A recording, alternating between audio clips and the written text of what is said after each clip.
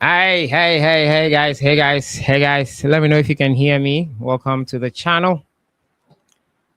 Today is a live interactive show. We're going to discuss a couple of things, including the Ghana Black Stars. We're going to talk about the World Cup squad that is set to be named next week at the earliest. We're also going to talk about the performance of the team in that Mexico game. The performance of the under 17 side, they failed to qualify for the World Cup, and the women's side as well, and their performance in the World Cup qualifiers so far. If you're joining the stream, you look in the chat box and see that there is a link where you can get a chance to interact with us. You can get the chance to talk here today live on video and express your thoughts on every topic we're going to discuss here today. There's a link in the comments section. I'm going to put it on the screen right now. It's in the comments box. And you can click on that link. You'll be backstage and I'll add you to today's stream. Yeah, so welcome once again. You can see some of you are just joining us. If you're just joining us, I'll go through it again. Today is a live interactive show. We're going to have an interesting conversation about the Ghana Black Stars, essentially. We're going to talk about Black Stars. The season has come to an end. Today's show is live and interactive. You can join us on video as well. Let me know if you can hear me as well in the comment section. Comments if you can hear me clearly. Let me be sure the sound and everything is on point. Yes. So we're going to have a nice conversation. I have some guests I'm going to start with. I see Francis has joined. Before our guests come in, Francis, are you ready to speak? Before our guests come in and the decision and the discussion starts, we're going to have some of you, if you want to join the conversation live, talking about the Black Stars. Odate GH has joined. Okay, Odate, let me add Odate here. You can turn on your video and your audio. Odate, he's one of the. You have one question. Francis, please hold on for that question for me. Don't worry. You come on stage, you get your chance. You get your chance, Francis. Hold on for me. Odate, turn on your video and your audio for me so that we can get the ball rolling if you're ready. Yeah, so the season has ended. We've heard the news about Jordan Ayew leaving Leicester City. We've also heard the news about the FA president saying that the squad will be named, I think, on the 1st of June. The Ghana Black Stars played a friendly versus Mexico early hours of Saturday morning at 2 a.m. We were lashed very well. Mistakes here and there for a team that is playing or was playing for the first time together. I wouldn't want to judge a lot of players by. Yeah, Wadati. Yeah, Welcome to the channel. I hope I'm visible and everything. Yeah, Can I you hear think I me? think everything is. Yeah, we can hear you clearly. Can hear you loud and clear. Okay, Yeah, all right. so let's start off from the Ghana versus Mexico game. I think that was the game that we saw some players playing for the first time for Ghana. Give me your overall impression on that game, Ghana versus Mexico. For me, I think Ghana didn't really, fare very well. Um, I admit that. I mean, it was the players were new and all that, Yeah, but at the end of the day, I was expecting much from the players because um, you earning a call up to play for the Black Stars, irrespective of the match, whether it's a friendly match, a qualifier, or a tournament. I believe as a player, you're supposed to put in your A game. And yeah, the fact that it's also being more or less like justify inclusion into the final 23-man squad to be named ahead of the Mundial, I was expecting the players to up their game.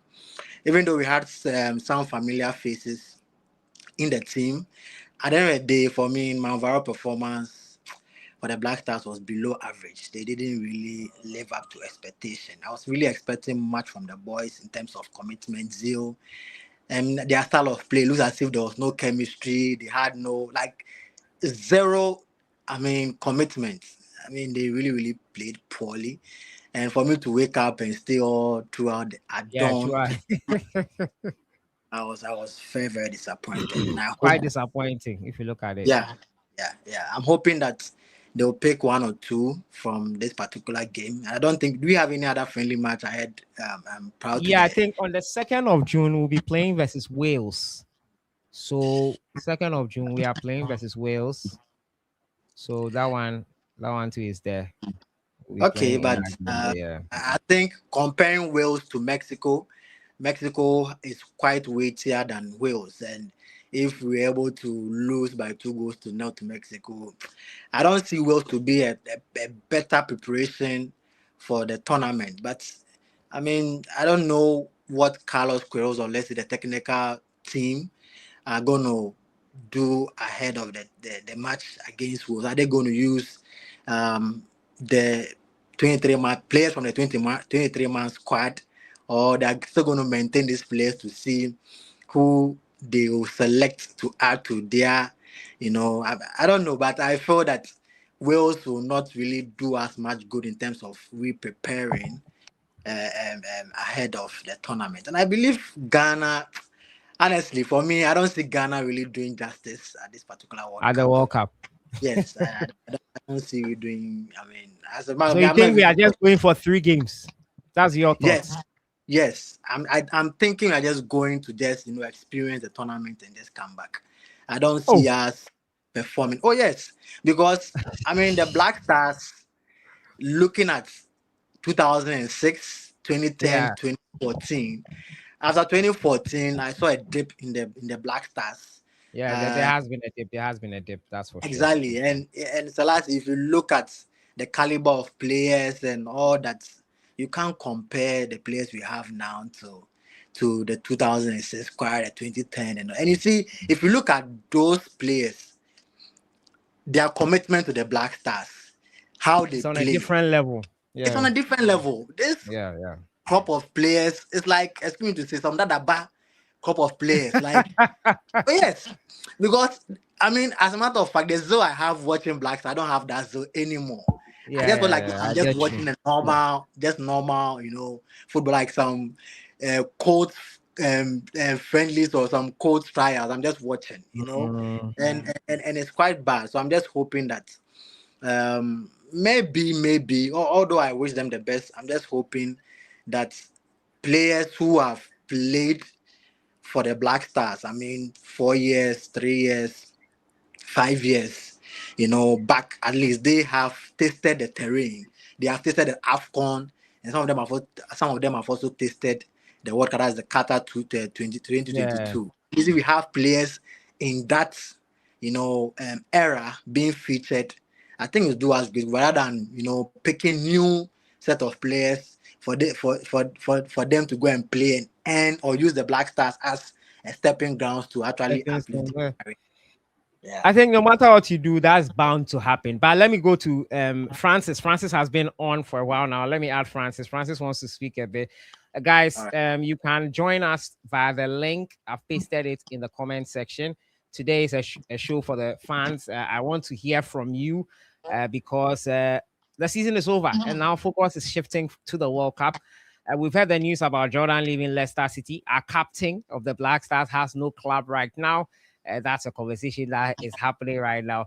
And now that the season is over, next week by this time, we'll know our squad for the World Cup. Who are you expecting to be there? Let me hear from you. First of all, let me hear from Francis. Francis, welcome. Hello, Selassie. Thanks for Yeah. having me. How are you doing? Good. I'll have to agree with Okay. Odate's point on the Mexico game. You Yeah, know, yeah. I don't think we can read too much in the game. I think the only thing we can actually maybe get from that game is having more doubt on our goalkeeper situation. Hmm. I think Asari was very poor that was his opportunity to sort of, make a Cement claim. his place. Exactly. Yeah. Mm. I did have one question.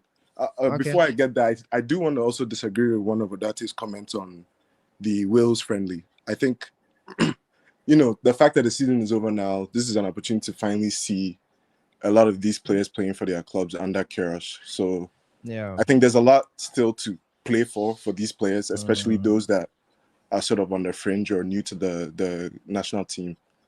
But my main question here was about Kudus and on the whole surgery situation. Yeah. If you think, or whether rather, what your thoughts are, if there's a chance he is called up in the team, Yeah. with So the the idea news that is, he may play in the yeah. knockout stages.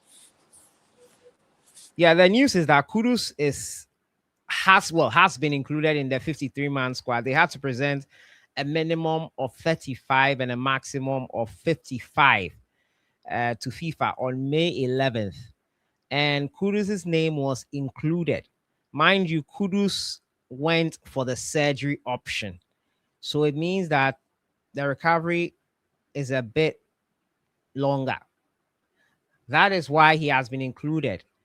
Left with clearance from the medical team. Him being included means that he can only play in the knockout or the third game. So the best or the earliest we can get Kudus is for match day 3 versus Croatia. I am of the I'm opinion going to that. be at that game actually, so hopefully he. Oh, okay. Hopefully we'll link up there. Yeah. So I'm of the opinion that why are you wasting a spot? I know Kudus is an amazing player. We've seen this happen before, especially in Cameroon. That was my first AFCON. Cameroon, they said Kudus was coming. We messed up against Morocco. Kudus is coming in the second game. He didn't come. Then we drew versus Gabon 1-1. Then we went to the final game versus Comoros, hearing that Kudus will come. He didn't come. And it was a wasted opportunity for some players.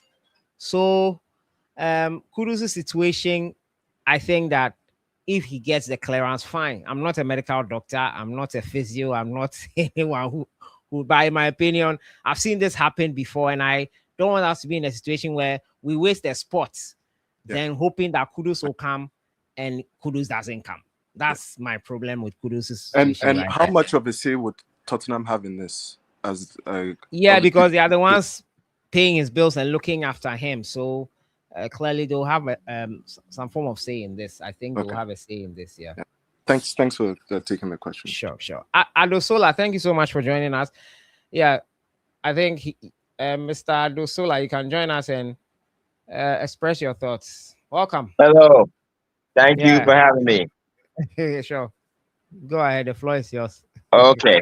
Just to let you guys know, I'll be at the game in Toronto, Oh, okay. Ghana, Panama. And, I'll be very honest. Mm-hmm. I'm listening. Your line broke. It's a little back. It's a little. I don't know. It's echoing. But what Oh, I'm going okay. to say to you guys is that our team, to be frank, we just aren't talented enough. We're just not talented enough.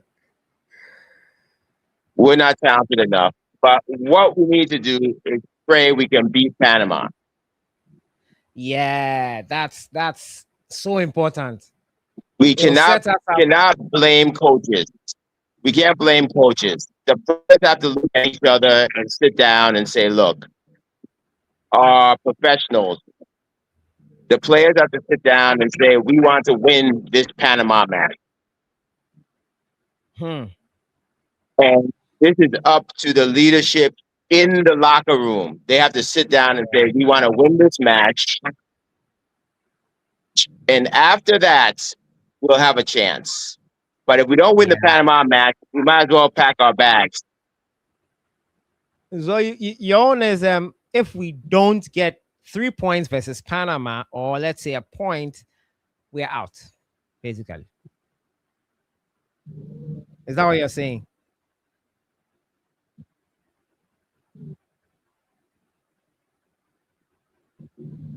Hello? We have to get 3 points. We have to win the 3 match. points.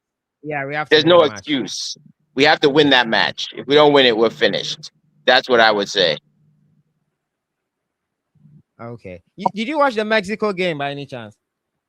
I watched the Mexico game, and in my position on the Mexico match is none of those players on the Should be at the outfield World Cup. players, none of them should be called. I Whoa. watched it. I was so disappointed. I was so disappointed. No player impressed you in the outfield player. No outfield player impressed you. I wasn't Interesting. impressed by any of the outfield players, to be honest. Oh, I see. That's interesting. Oh no. Look, that Mexico team wasn't a top set of Mexico players. I mean, Yeah. Ashimiro should have dominated those people, and because he did not, he shouldn't be called. It was like he was not match fit. That's how I saw it. He was a bit rusty. He struggled in the game big time. He really did struggle. You know who should be put. Who? Let's wrap with who's been playing. Okay. The guy from who played in Saudi, what's his name? And did Babu. well at the Unity Cup. Put that guy in there. Christopher Bamusu. Yes.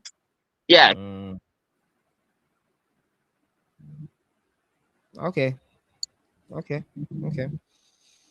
So Jordan, where next for him? Jordan, are you? He's left Leicester. He's a free agent. Well, you know what, Jordan? This is the thing with Jordan.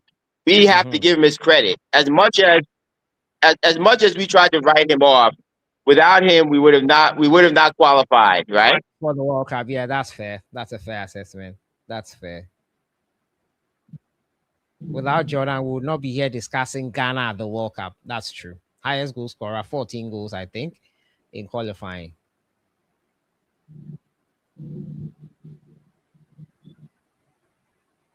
That's fair. So, correct. Yeah. That's true. If you're just joining us, we're discussing the Black Stars. We're discussing Jordan Ayew. We're talking about the season so far. All right. We're talking about the season so far, and it's your time to express your view on video here on the channel. There's a link in the comments box. You can click on it and join us in this conversation. This comment here says that Manu Dia is a top player who plays midfield in MLS. Black Stars should call him.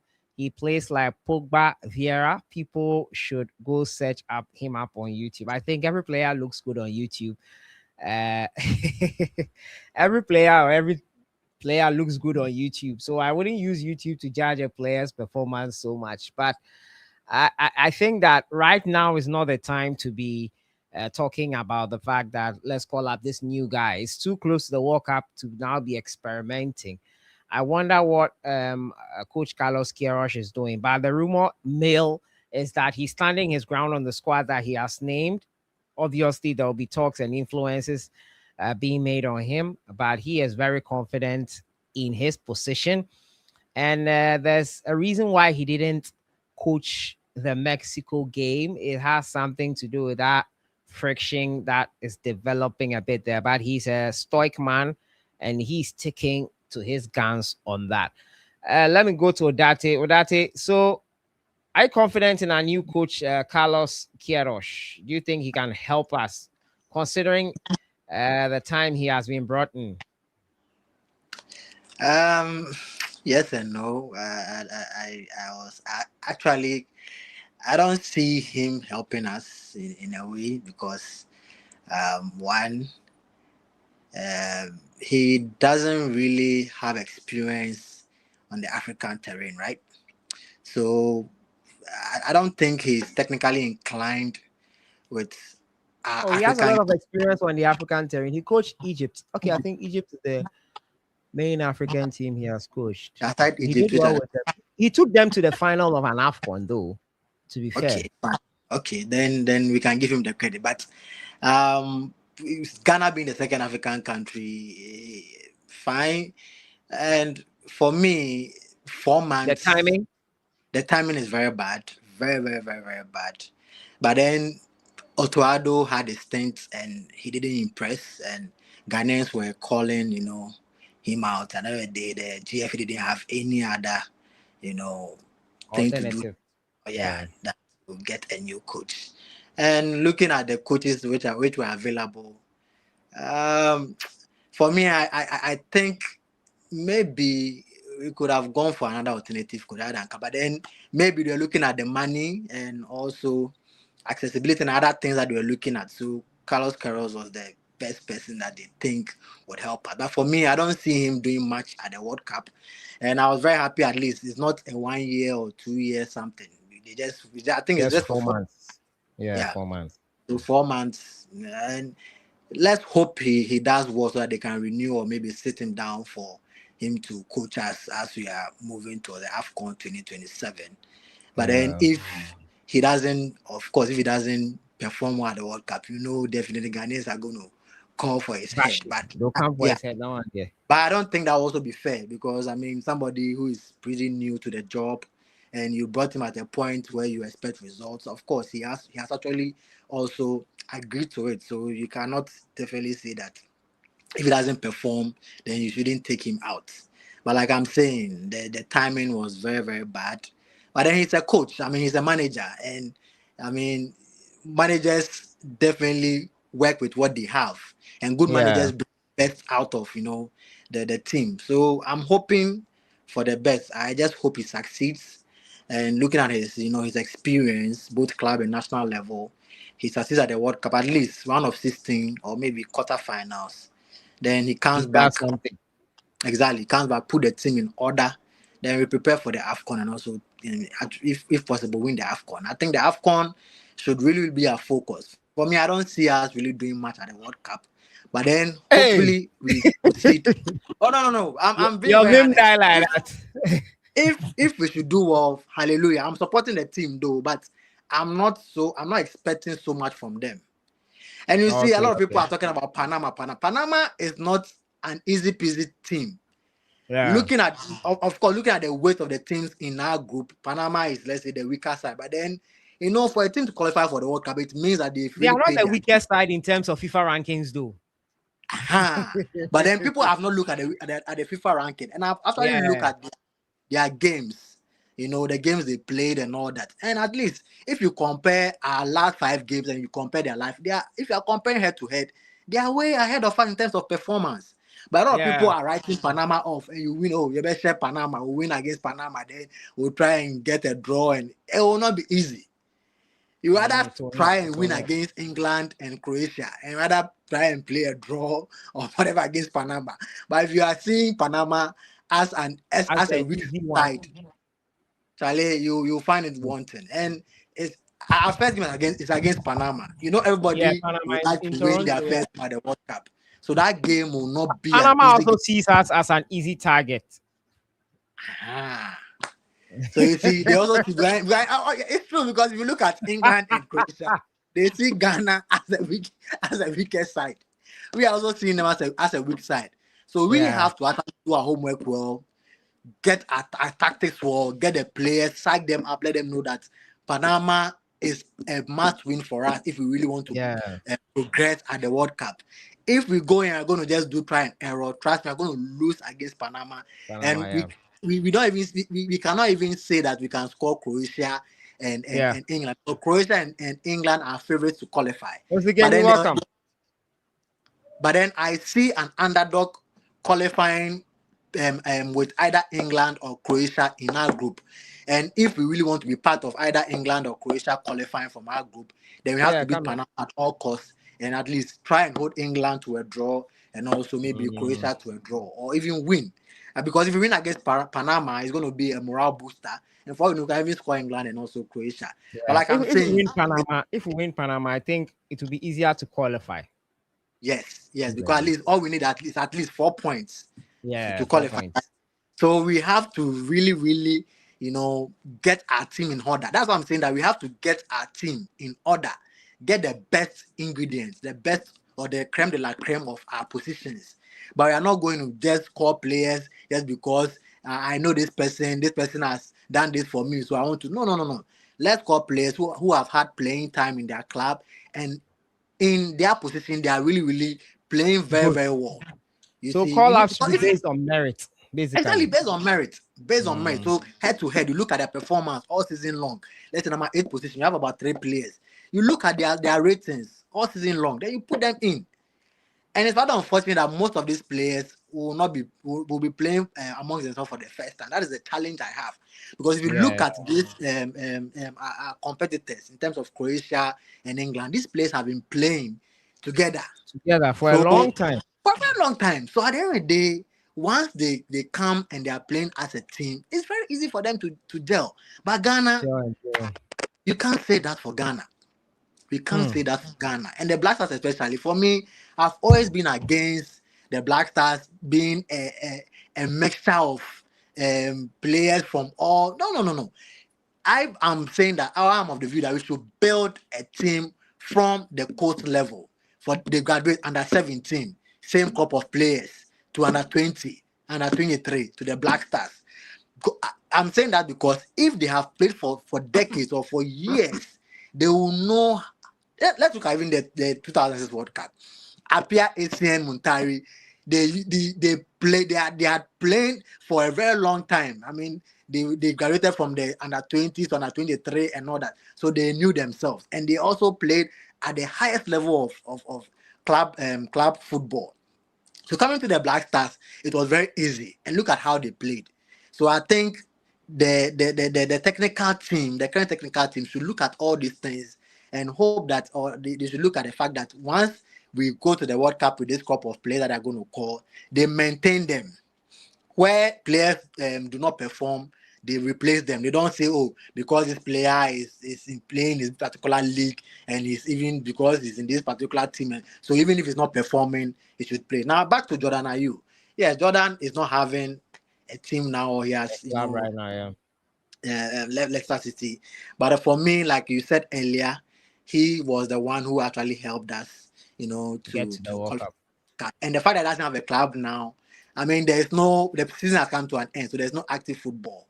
So you cannot say that because he doesn't have a team, you're not going to call him to the Black Stars. And I'm sure he will even be the captain, right? Or Pate will be the Yeah, captain. he'll I be don't the know. captain, obviously. Yeah, so obviously, if Jordan is a captain, he should be part of the team, and he should also, you know, at least know what is at stake. And I like the fact that he also has the spirit of his senior brother Andre Dede Ayew, and he should be able to, put the team together, and try to know what Ghanaians want and what Ghanaians expect of them.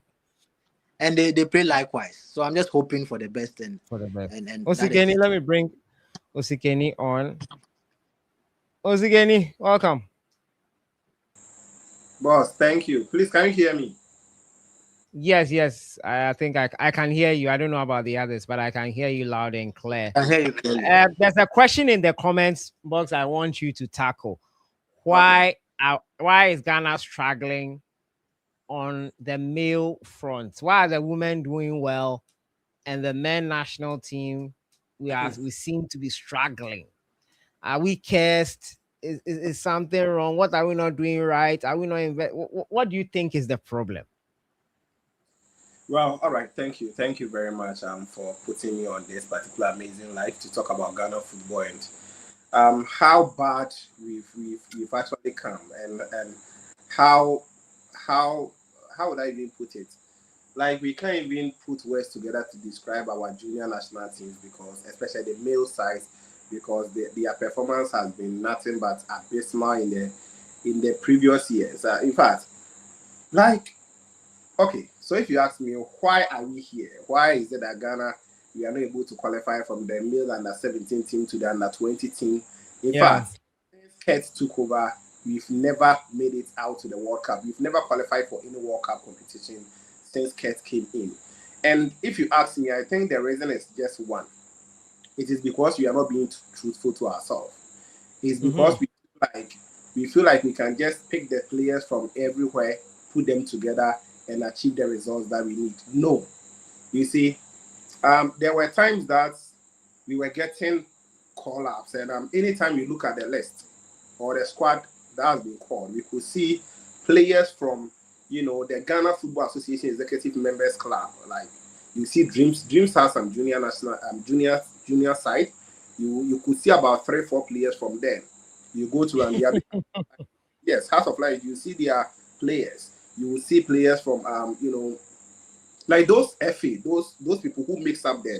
So there are too many hands in the soup. Exactly. And Ghanaians started complaining about it. Even the Black Stars, we had a time that one popular player, Philemon Bafo, who was receiving. We call him, but we know they play him.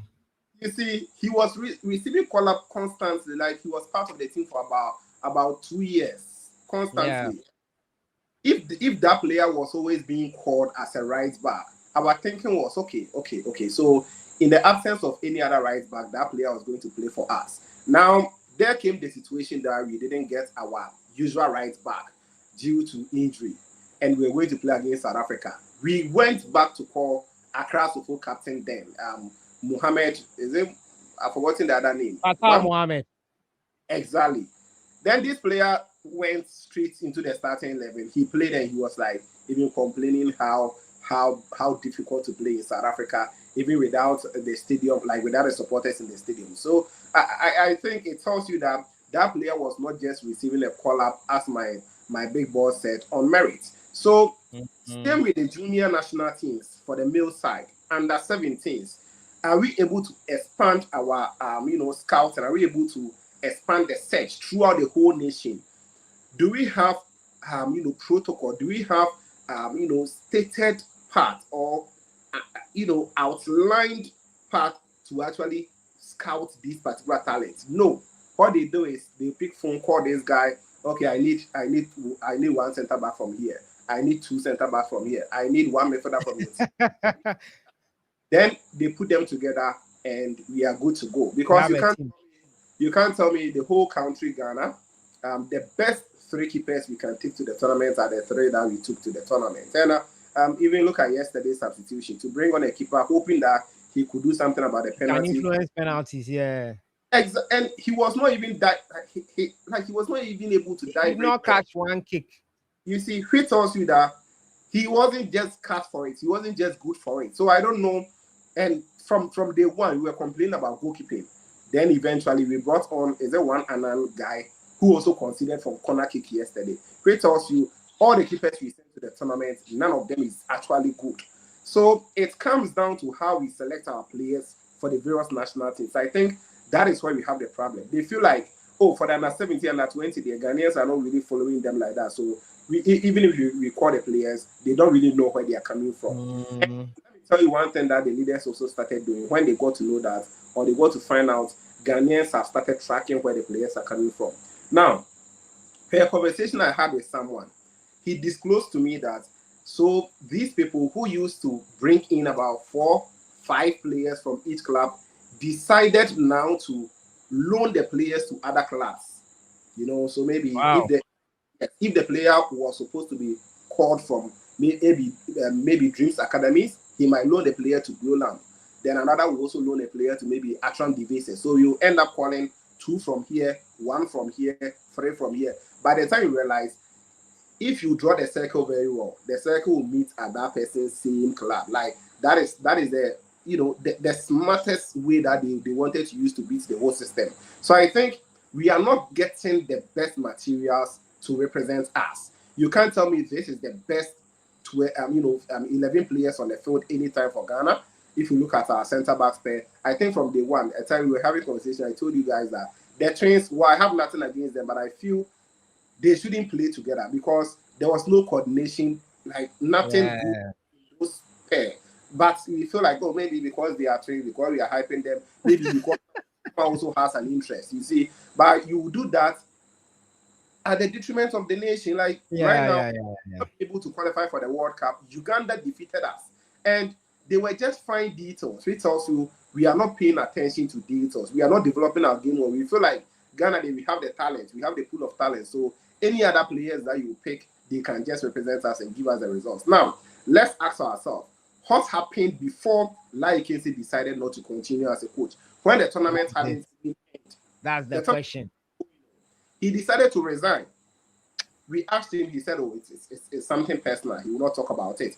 And no leader from the FA came out to tell us the reason why the man decided to resign.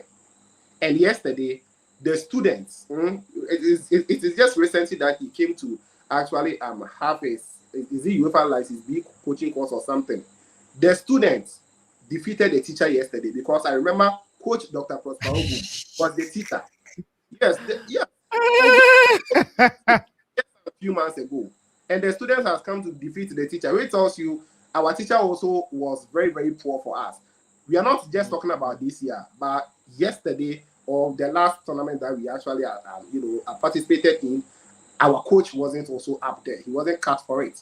You see, I think game management was very poor. I don't lie to you. Very, very, very poor. And I don't also know what actually went on that bench. If you could actually listen carefully when the game was going on, you can just be hearing so many instructions. Today is your day. Shouting here and there. You get it? But these are also kids, in a way. Let's put it that way, because they are just under 17, or let me even say under 20 or under 22 players that we took there. So when you give them so many instructions at the same time, obviously there will be errors. Confuse them. Yes. Even when the penalties was going on, I could hear. I don't know whether it's the goalpost trainer or one member on the technical bench. He was like, dive to the right. Hey, don't do it. Too many instructions.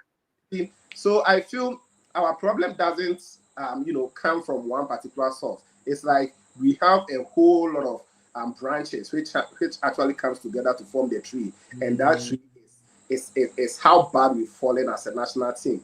Once the best African team in terms of under 17, we even went to the world, conquered the whole world. Yeah, several times. We're head to head with Brazil at a point. And I think the next under 17 World Cup, we are going to have 48 countries. 48 countries representing or going to participate, and Ghana is not part. 10 from Africa. 10 of them Africa. Our first game, very, very bad. We are leading 2-0. We went to halftime and second half.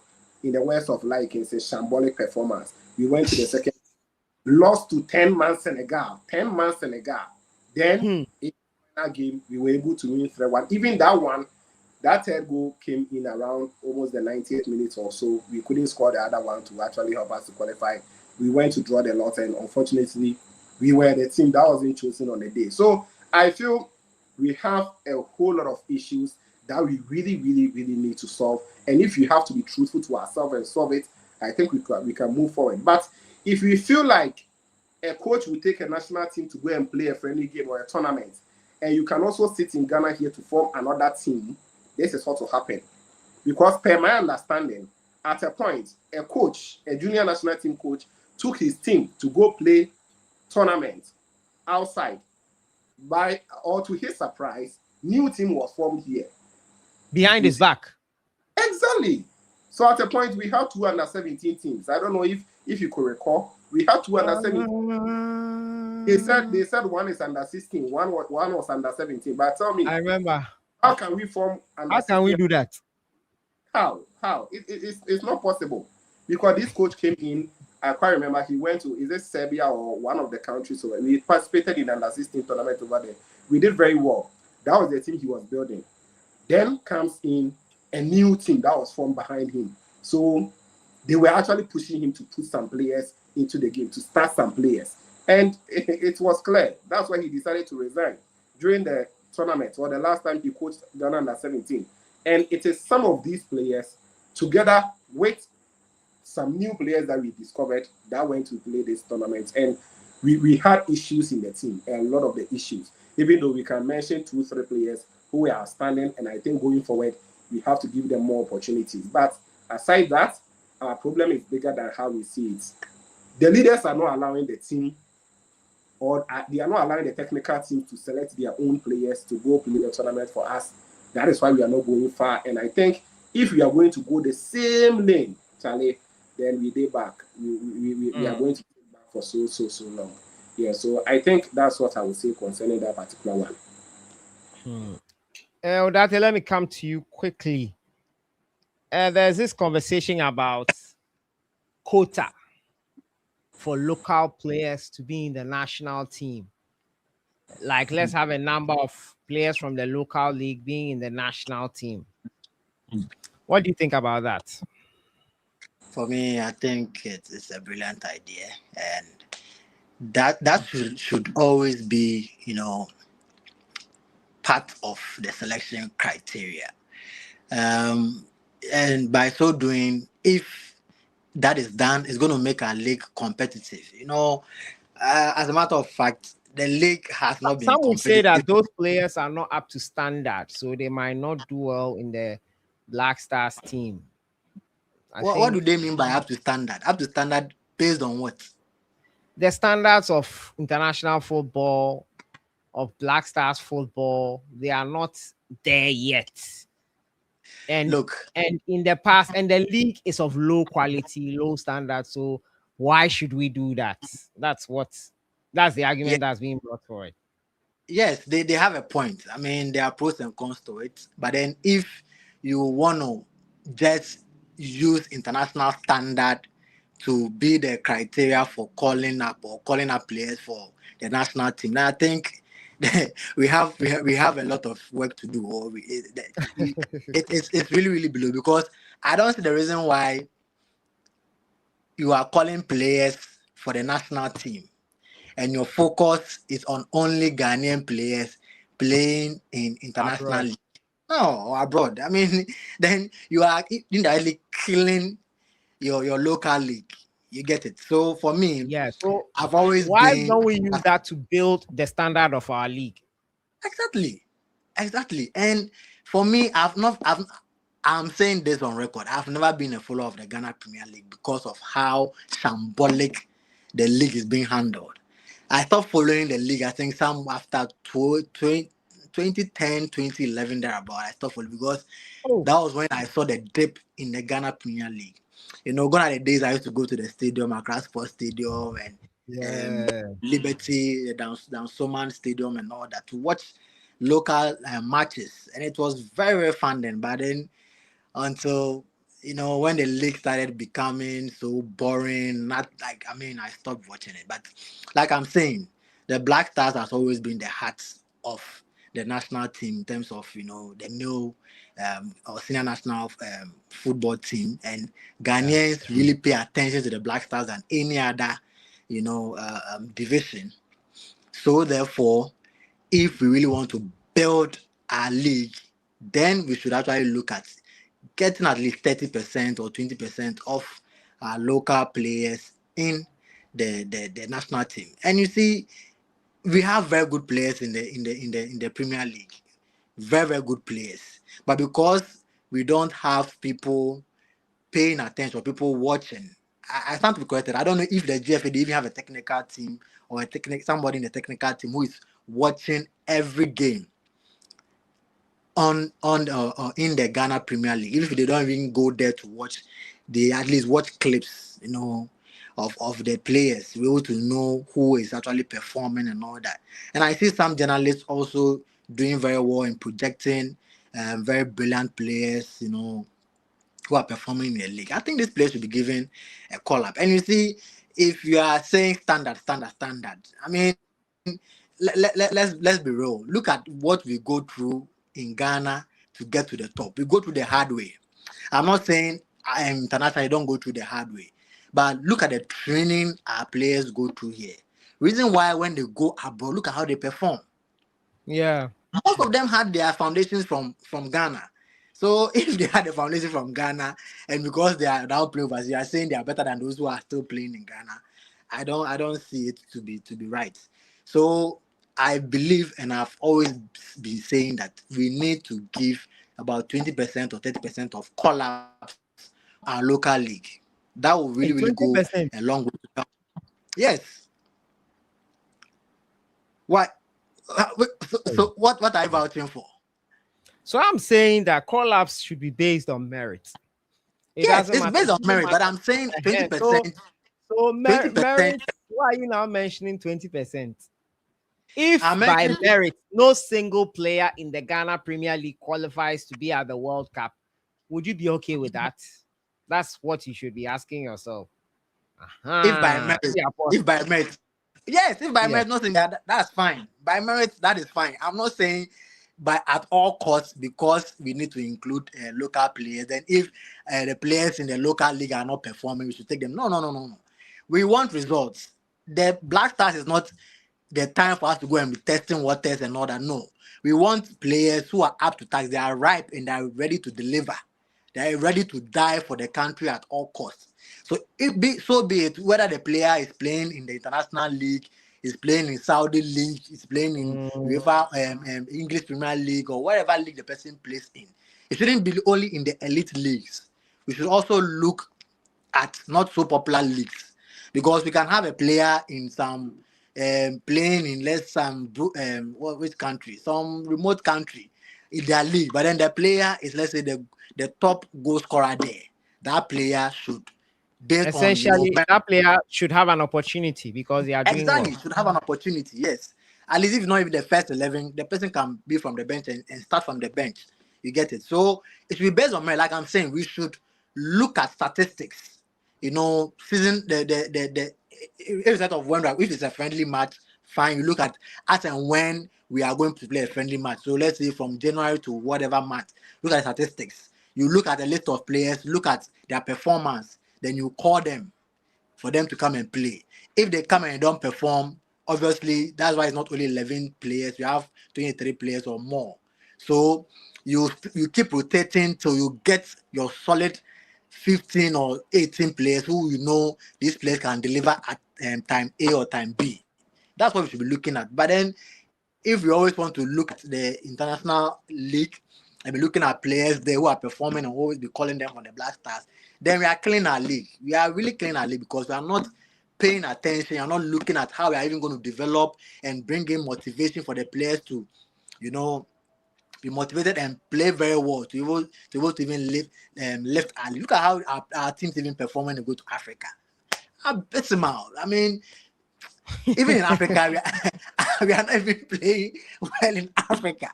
You see, and then you want people to watch the Ghana Premier League. Nobody will have time. They'll keep watching the EPL, the La Liga, and the Italian Serie A and the Bundesliga because that's where they get their excitement and they're able to debate and all these kind of things. So we should look at that. You see, this current GFA management is like their focus is on making money, making money, making money.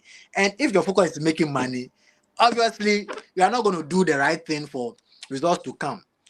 If you are looking at or doing trying to use shortcuts to achieve success, there is no shortcut to success.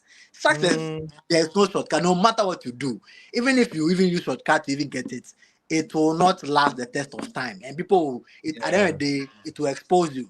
So for me, I think we should look at players based on merit. So if you are supposed to look at our local league and see maybe top 3 players or top 4 players, you look at them. Oh, these players have done. If you match them head to head with some of the players in the international scene, these players perform more than them. Those players should earn call up to the Black. But we shouldn't all up, say yeah. well, this player is playing in EPL, so by all means we should bring because he's been able to play with the top players there and he knows them. He has been able to see their style of play and all that. It doesn't matter. There are some teams who are going for the World Cup. Some can go who are going for the World Cup, and their players are playing in their local leagues. Very few players are playing in international leagues, I, and I these players have are a going to comment perform. for you. I'm listening. Someone says, I think your point is contradicting. If the infrastructure in our local league was good enough, these players wouldn't go abroad to continue their development. Blindly calling players based off a quota is disrespect to the standard. So the person is Now, saying that there are standards that each player needs to fulfill. There are standards that need to be met. Those standards should cut across no matter where you play. It is only when you meet those standards that you should be called up to the Black Stars team. That is what I think this comment is saying. Don't say that quota this, quota that, and this, that. It will deprive us of the opportunity of fielding the best players around to compete for Ghana. But I think that for Ghana and for a lot of national teams, the mistake we made or still keep making is the lack of development of our players from the young stages, grassroots level. I Yeah. think it's one thing that we need to go back to. What Yeah. made those our players like Asamoah Gyan and Asian Dems do so well is that they were not. If you look at things critically, those that were playing in 2006, 2010 World Cup, they were not playing for Manchester or Chelsea. There were not a lot of them playing for top clubs. They were players who had played together for a very long time and knew each other. I think that is where we are missing the point from. I think that if we had developed our youngsters and made them play together for a long period of time, we wouldn't even be thinking of quota.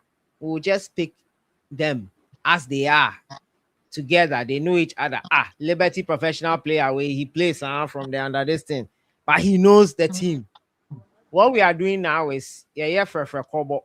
So we'll Yeah. call this guy from this best player from UK, this best player from. Then we expect them to come together and do magic.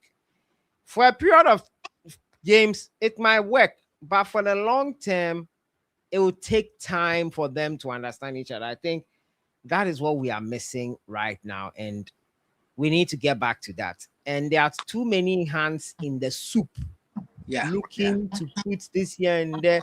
The truth of the matter is that if we put things and do things right, that business we think we are doing with players and teams and getting money, we'll get quadruple of that. That is what, and it will be shared across. Maybe the shared across is where people have a problem with. Yeah. They want to be the only ones enjoying, but Shopping. shared across and everyone enjoying is bound to happen when the right things are done and put in place. I think that our football people need to let go of the reins in some aspect and do the right things. Just do, and I know they know the right things, and they are not ready to do that. Apart from a merit, we also need good coaches with good technical abilities. That coming from Hannah Kumsin. Guys, know that you can join us live. Click on the link I have shared in the comment section. You can join us live and express your views. This show is for you guys as well. I think that's true too. A good coach, Robert Amwa Darko. You can join us using the link. We need a good coach, that's for sure. What do you think about the good coach conversation? Let me bring Osikeni back on.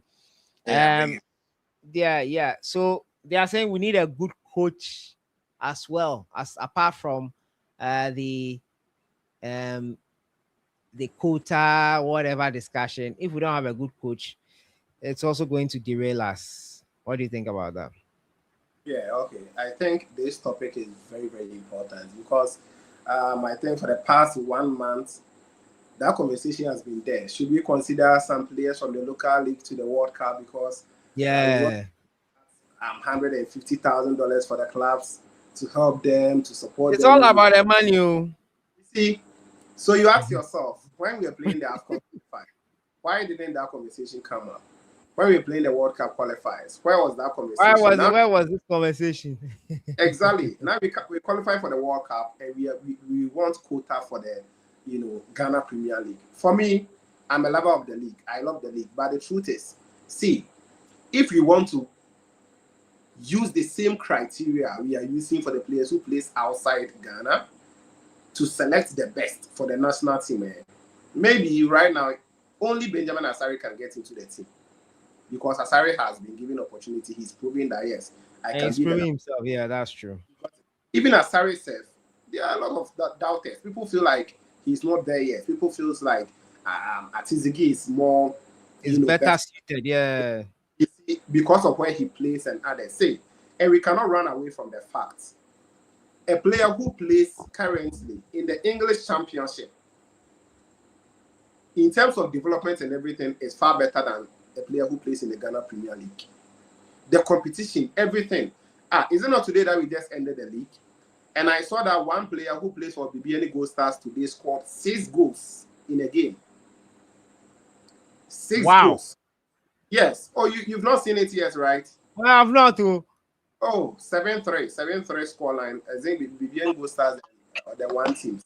Hey, 7-3. How? Yes. Also. How? So, if you are talking about such players, so you'll be like, oh, this player plays in the Ghana. It's actually ended 8-3. Oh, okay. Thank you for your correction. And it's this player, Atakumi, right? Atakumi. Let me check the number of goals he scored here. Okay. 1, 2, 3, 4, 5. Oh, okay, I think it's 6 goals. 6 goals. He the player scored 6 goals. Yes, but the final scoreline was 8-3. 8-3. Massive. Against 11 Wonders. Okay, let's even say, right, it's clean goals. But for me, I know how these things happen. I think that Atakumi was also competing for the top scorers award or something. So Atakumi will use this match to get his top scorers award. Then the other team will also get some few goals in, and you see where we are. Now, as I said, if you want to use the criteria for getting the best, as my brother was saying, we shouldn't favor, or we shouldn't say, oh, we want to actually do some players favor. If we are using, or if you are going with the best around the world, I tell you, Ghana Premier League players, as I said, maybe only Benjamin Asari will get a call up. Why am I saying this? The best players that we have in the league almost every season, the best ones, about 70-80% of them will leave for other clubs. And even those clubs that they will join, only about 20% or 10% will go to Europe. Most of them will just go to these African countries. Kenya, Rwanda, Tanzania, to some extent, maybe Algeria, South Africa, some few of them. And one thing I've seen about Ghana football in the past 10 years is if you're a player and you don't play in Europe, or you don't play in Ghana, you don't get called up. Either you are going to Europe straightforward, or you are going to stay in the Ghana Premier League. Because we've seen very good players. This goalkeeper for Durban City right now, Frederick Asare, Dalad Ibrahim, Richmond Lamte, Jonathan Sowa. Like I can just mention, the list go, it goes on and on. All those players, they were conquering the Ghana Premier League. They left Ghana Premier League until they stepped up and boom. You get it. They decided to upgrade. They decided to go to clubs that are competing very well, even more than Ghana Premier League. Just check the rankings in Africa, the league rankings. It will tell you that Ghana Premier League, we are not even near those leagues, those Tanzania leagues and the others. Now, if the players decide to upgrade, we don't follow them again. Their call up to the national team has ended, basically. Yeah. So even if I'm not considering the players who plays in Europe, personally, I'm going to consider those who plays in Africa. Because go to Goma here, Enoch Morrison is scoring goals. He's performing. You go to Tanzania Coffees, Ibrahim Danad is performing. Durban City, Frederick Asari is also competing very well. So if you go ahead and call someone like Solomon Agbesi from the Ghana Premier League, it tells me clearly that the player is being favored because he already plays in the league.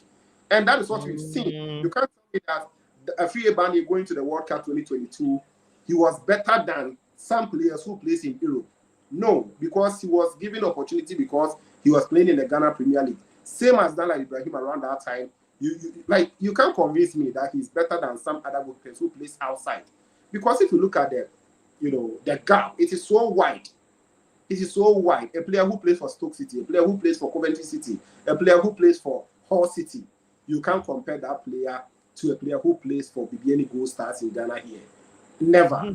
In terms of that's the simple truth. The simple truth. Yes, that is the truth. But we don't. The gap is wide, basically. We don't want to stay true to ourselves.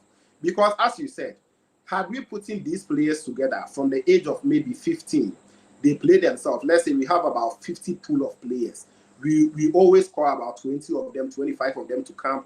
they play with each other, they understand themselves. We actually upgrade them to under 17, we promote them to under 20 level, we promote about 70% to under 23, then eventually we can get about 30-40% into the Black Stars team.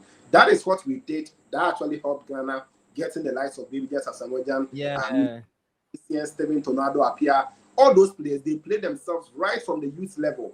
But this time around that we are doing Fefe Kobono, you can't tell me you will come and call player in Ghana Premier League and go train with someone who is playing in the English Premier League and expect me as a coach look at those qualities and still decide to fill the one who play in Ghana Premier League here. It is going to take something extraordinary, and it takes some few talented players to actually prove themselves. Because, see, we will go and put you in the game that you are going to see about 50,000 supporters in the stadium. You've never seen some in your life before.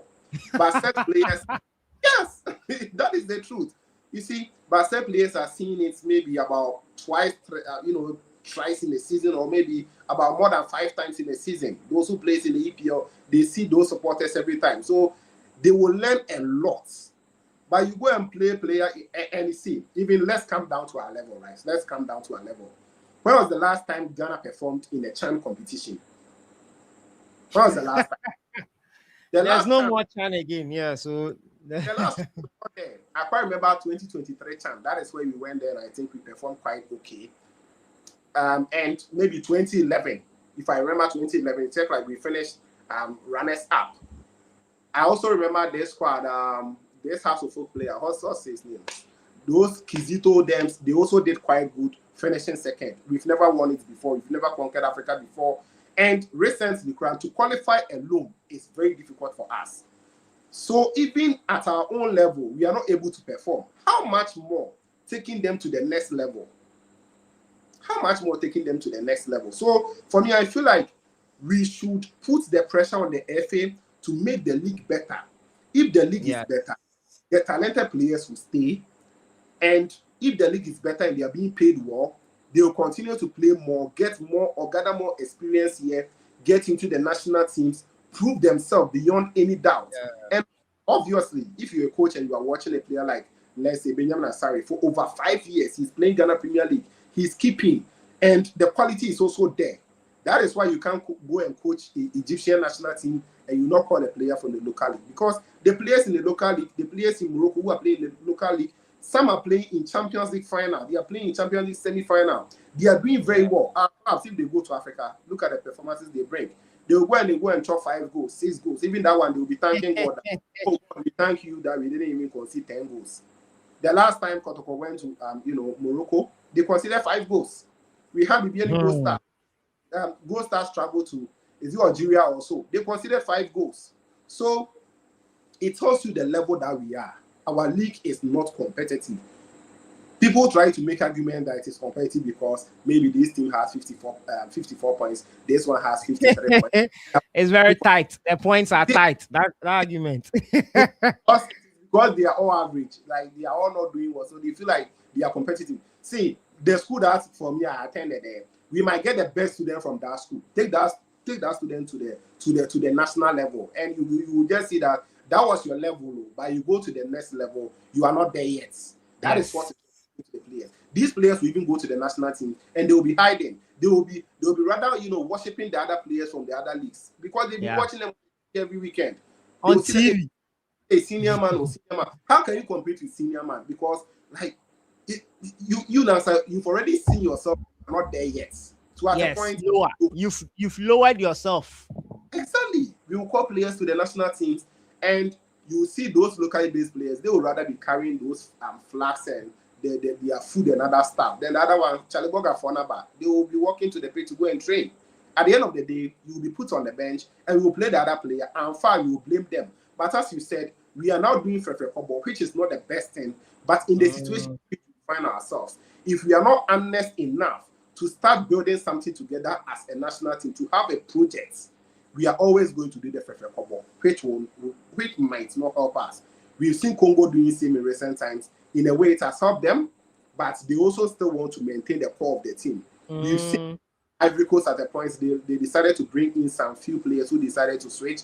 We've seen Nigeria at a point, it helped them. But if you don't do that and do it right, you are not going to have an identity as a national team. Talking about that, where is that DNA that we launched in? Was it in 2021 or 2022? Ghana football DNA. We had Bernard Lepe who came in together with a Hey, what Gabriel kind of nyama view? told us that right now we have our DNA, which is our ball. We are going to play our ball. So because of that, we brought in CK Akono. He came first game, he started at ball, but later on he found out that Charlie, if I want to go with that ball, so he decided to go back to those, trying to grind results in games. And that's where we are. We are not ready to build the national team well. And for me, if you ask me for a quota for the Ghana Premier League teams, I would say no, because the quality that we have is not yet there. And even if we get 1-2 players who are very good, the European scouts, they are always here to take them away. And the next day, you'll be having another conversation of getting another locally based player. Where are you going to get those players from? The best are leaving always. So they will all become foreign-based players. So for me, I don't see the difference player and a foreign-based player because if I play today here and you see I'm good, you take me to the Black Stars, and tomorrow I get a team in, let's say, Switzerland. I go to play that team. Then you call me from Switzerland to come and play the Black Stars. You don't now see me as a Ghanaian. You feel like right now I don't contribute as a Ghanaian, or I'm not a product of the Ghana Premier League. No, let's try to bring the best from the league. And if they go far and we bring them home, it is the same thing. It is the same soup. You get it? I don't think even Portugal will have that conversation that let's give players opportunity from Sporting, CP, and others, because they know they are bringing out the best. So if the best leaves from Sporting to join Liverpool, to join Arsenal, to join City, and they are being called to the national team, they don't have any complaints. They feel like they don't have any complaints. It's true. So, So just bring the best wherever they are. They are the best exactly. standard wise, everything. Just bring them in. Let's bring them in. Guys, if you are just joining us, thank you so much for joining us. We are discussing the Ghana Black Stars end of season. The World Cup is coming up in, I think, 19 days. We'll have the World Cup. And you need your Black Stars jerseys. So please, I'm putting a contact in the comments box. You can contact them for your Black Stars jerseys. You can customize the jerseys and all that here. I'll move to Odate right now. Odate, the women are doing well. I hope you know that. Oh yeah, the women are doing very, very well. The women are doing well. The Black Queens won their first medal recently. The Black Princesses on their way to the under 20 World Cup for the 8th time, if I'm not mistaken. The Ghana Black Maidens, they are also on their way to the under 17. After winning Liberia, they'll play either Senegal or Cameroon, and then they'll be able to go to the under 20 and under 17 Women's World Cup. So my question to you is, why are they thriving and the men are not? I have a theory, but I want to hear from you. You have a theory? Oh, okay. Oh, for me, I think the women. Okay, fine. Let me pick it from this. If you look at the women's league, okay, I feel their league is more competitive than even the male league. Okay. Reason being that if you look at, I think for some time I was studying their league and I realized that even though their league is not so popular, but if you take time and you really pay attention, realize that their league is very, very competitive. And if you look at the call up to the various teams, you could see that these most of the players or some of the players are from the league or from the local league, even though we have some international, call ups and all that. So this goes to say that if we're able to replicate the same, okay, and even with that, if you look at the Black Maidens to the Princesses and all to the Black Queens, you realize that at a point in time there was some transition, and that actually made them achieve certain feats. They qualifying, reaching the semifinals, and at least there has been some progression in terms of the various feats that all these divisions of the national teams have talked for some time now. So this goes to say that if we learn from what the females are doing, it's really going to help us, because I don't see the Black Queens or Black Princess, they having a call up and you see this couple that we are seeing the Black Stars. No, there's always one or two transitions. You might not have an 100% transition, but then there are some, traits that you can say, okay, these players play together. They move from the princesses to the next, and now they are now in the Black Queens. So at least they know themselves. So for me, Yeah. I'm not surprised the ladies are doing very well. At the end of the day, I remember one of the various tournaments where it got to a time Ghanaians were now watching the Black Queens and they were really rooting. They had dogged the Black Stars and the Black, and everybody was supporting the ladies. I was like, so it means that the ladies are doing something right, because if we are all able to turn on our TV sets and be watching the Black Queens and the Black Princesses, and we are all rooting behind them for them to go far, then it means that they are doing something right, which the male team or the male national teams are not doing. So for me, I feel Yeah. the females are doing extremely well, and if they keep whatever agenda or whatever technique that they are using now, and they keep using it for some time now, I will not be surprised if we'll be winning the World Cup, the various levels of the World Cup in some 5 to 10 years to come. Hey, AFCON first. Oh no, we can't. Oh, we Hey, can, what yes, was the AFCON Ghanaians first. through? Oh, AFCON first, AFCON because you first. see, if you look at what I'll let Morocco, you jump in on this okay, conversation right all right. now. Why do you think the women are doing well? And Mr. Adozola wants us to talk about who should start in the first game versus Panama. We want to see the squad first. Then we can know who is in there. Right now, Exactly. it will be That's wishful correct. thinking if we get a squad. But we'll touch on that. We'll make guess based on um, who we've seen play consistently, and we'll try to discuss that. But also, getting jumping on that, why the women are doing well. All right, so thank you very much. I think, as my brother said, a lot of the things that he said is right. I think there's not a lot of manipulations in the women's game in terms of Thank their. you. They are not really touching it that much, because where is the market? Where are you going to sell Thank them to? you. It's It's very not as difficult. lucrative yet. You get it. It's very difficult for you to sell them. So if you look at Doris Bodia, where does she play? She plays in Israel. Israel. She's scoring. But see, EPL, the few women's teams over there, it will be difficult for them to come for you. So they feel like the market is not there for them.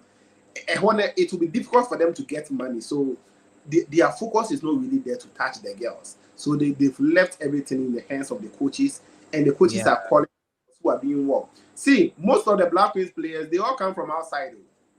They all come from outside. But most of them actually hailed from here. Like, they started football from here. Most are Hazakes ladies, police ladies, and Pemdakwa ladies. So they all start from here, though. Most of them are playing outside at the moment. But we've left the team to be there and not twisting so many things. So the coach, when he came in, we saw it under Coach Nora. I think Nora started something very nice, trying to build the team so well.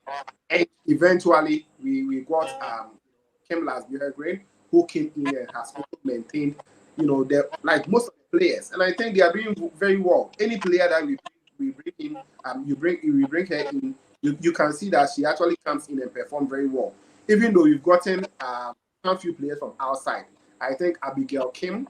We also have Josephine. We've had Chantal Boyhoka, and some few players who also come from outside nationality to come and play for us. They all come in and they're able to play because we have the core of the team. We have the core of the team already. We have the identity. We know that that's how we are playing. And I think that's what is working for us. Unlike the Black Stars, unlike the under 17, unlike the under 20, that there's a lot of manipulations in. The women's game already, the interest is not even really there. So everyone is ready for that particular time before they can actually catch it. That's what we've actually done right is working for us. Not any magic from anywhere. Because we gave the girls opportunity, they took it. And they are actually performing well. So I feel we should support the women's game. For me, right now, I'm much interested in the women's national team even more than the men. Even though I'm focused on the Black Stars and others, but any news I see concerning the women's game, I want to actually get to know them more, because I'm one who was not really following the women's game like that. But in in the last 3-4 years, I'm so much pushing myself there to know the girls and what they are doing because they are performing well. If you check the leagues that they play outside, they are not even playing in the bigger leagues. We have players who plays in the bigger leagues, but if they come, they perform. Our goalkeeper, Philip Conlan Cynthia, she used to play for a club in Saudi Arabia. Her contract ended. They decided not to extend. She's in Ghana now playing. But if she comes to the Black Queens, she still performs. So I think it is not a matter of, for us doing something extraordinary. I think they've left the job, which is to They've do it, left it to merit. being very well. Yeah. Sure. That's interesting. That's interesting because I think that clearly the women's game has not reached that lucrative level as the men's game yet. Once it gets there, these issues might start popping up. And I think that I don't know whether I want it to get there or not, looking at what is likely to happen if it gets there. But we all want growth. No matter Exactly. where you are, we all want growth for each other. We hope that it happens, but we hope that that growth doesn't lead to something that we cannot manage or something that will further bring us down, because it is bound to happen again. Let's move on to, I think this will be our final topic. The squad, the World Cup squad. Our GFA president says it will be out on the 1st of June. We've had news about some players training in Wales. Some of them are already in Wales. We've had news about some of them training. I think 9 players have trained for the latest reports. Among them, Jordan Ayew, Abdul Fattah Wisahaku, Gideon Mensah, Jerome Opoku, Marvin Senaye, and Alidu Seidu. These are some of the guys that are in camp right now. It's signaling towards that conversation that these guys will probably be in the final squad. What are your thoughts on that? I'll start with you, Odati. Are there any players you expect to be in there by all means? If possible, you can name, let's say, 10 players you're expecting to be in that final 26. 10 players. Wow. Yes, in that final 26. Because Hey, we'll have Black. 26 players, yes, Black Stars, yes. Okay, 10 players. Where do I even start from? I'll start from the Okay, goalkeeper. Okay, let's do it this way. I'll give you a position, then you name which players you think should be in there. So goalkeeper. goalkeeper Benjamin Asari. I mean, for now, for now, for now, for now, Benjamin Asari will be the one who will take us. Atizigi is also good. Maybe he will be the second choice and all that. But Benjamin Asari, oh God, I guess Mexico. You have his doubt. You have your doubts, I can see. Oh You yeah, are, I you are really not do. confident. I really do. I really do. But let's see. I mean, maybe he'll learn from his lessons and moving on at the World Cup, he'll do well. How about the midfield? So Asari and Atizigi should be in there for you. Yeah, they should be in the squad. Atisigi, Asare, Pate should be in there. Even though, he's going through one or two things, I believe we need his experience, we need his expertise. I think we also need Jordan. Jordan should be in there. Of course, he's a captain. He will definitely be in there. Semenyo, I mean, our poster boy, should definitely be in there. Fatawi Shahaku should also be in there. For Kudus, I don't think Kudus should be called. I mean, Kudus' situation. So you don't think he should be risked? No, we shouldn't risk it. I mean, there's a player who is coming from injury, and you are taking him to the World Cup to do what? No, Charlie. We all know. I really. I'm on Pania, and he'll be okay. Oh. Okay, but for me, following the game, no player comes back from injury and you see the player playing his A game. I've not seen any player who has done that. Okay, They take but time. then it will take time. I mean, this is a hamstring injury, it's not a normal injury. I mean, he has also undergone surgery, so I Mm, mean, he needs time to heal. I mean, let's not rush it, by giving him drugs and all that. yeah. Fine, if it's on the field, it's going to scare some players, like we all know. But at the end of the day, we'll not get the Kudus factor we want, so we should not even risk him because it will be -1 for us. We want players Mm. who can play. Should we progress, we should have a solid bench and players we know Charlie can replace players and all that. So we shouldn't risk it. So we should drop Kudus. And this player has been absent. I stand to be corrected. Is it Salis? Salis? I've forgotten his name. Mohamed Salisu, Yeah, no, not Salisu. I think Salis Abdul Samed. yes. He's been Wow, you want to absent see for. Samed? Pardon? You want to see him in the squad? Is that what you said? I'm saying he's been absent for some time. I don't know what is contributing to his absence in the squad. I believe when he was part of the Black Stars, I mean, his contribution was His quite form has been down. His form has been down. fine. If He's his not form the has been player he down, used to be. Yeah. that's fine. Then we can look at this player. What's the name? Is it Sibo? Yeah, Kwesi Tibo. Yeah, Yeah. Sibo should also be in Be there. in there. I've been Okay, so watching. let me put it the other way too. Who do you not want to see there? Give me that one. Give me 3 names. Just 3 people. You don't want to even see them in the final 53. Final 53. The provisional 53, sorry. Give me 3 players who you don't want to see there. I think that's what Hannah Kumsing is also saying here. Hannah Kumsing says she doesn't want to see Gideon Mensah and Ali Dusedu. Unfortunately, they are there in Wales training. If you are in the Wales match, you are going to the World Cup. So Hannah, you cannot get You see, Salas, this is very, very difficult because I don't know, even if I mention names, they'll be part of the 53 and they'll still kill them. Oh, yes. If I mention names right now, they'll be part of the 53 by all means. So, me even mentioning the names, they will not yield any result. But then, I'm just hoping the list or the final list comes out. Then we'll come back again and we'll now discuss who deserve to be there and they've dropped and okay, why no have they problem. brought this person there and all that.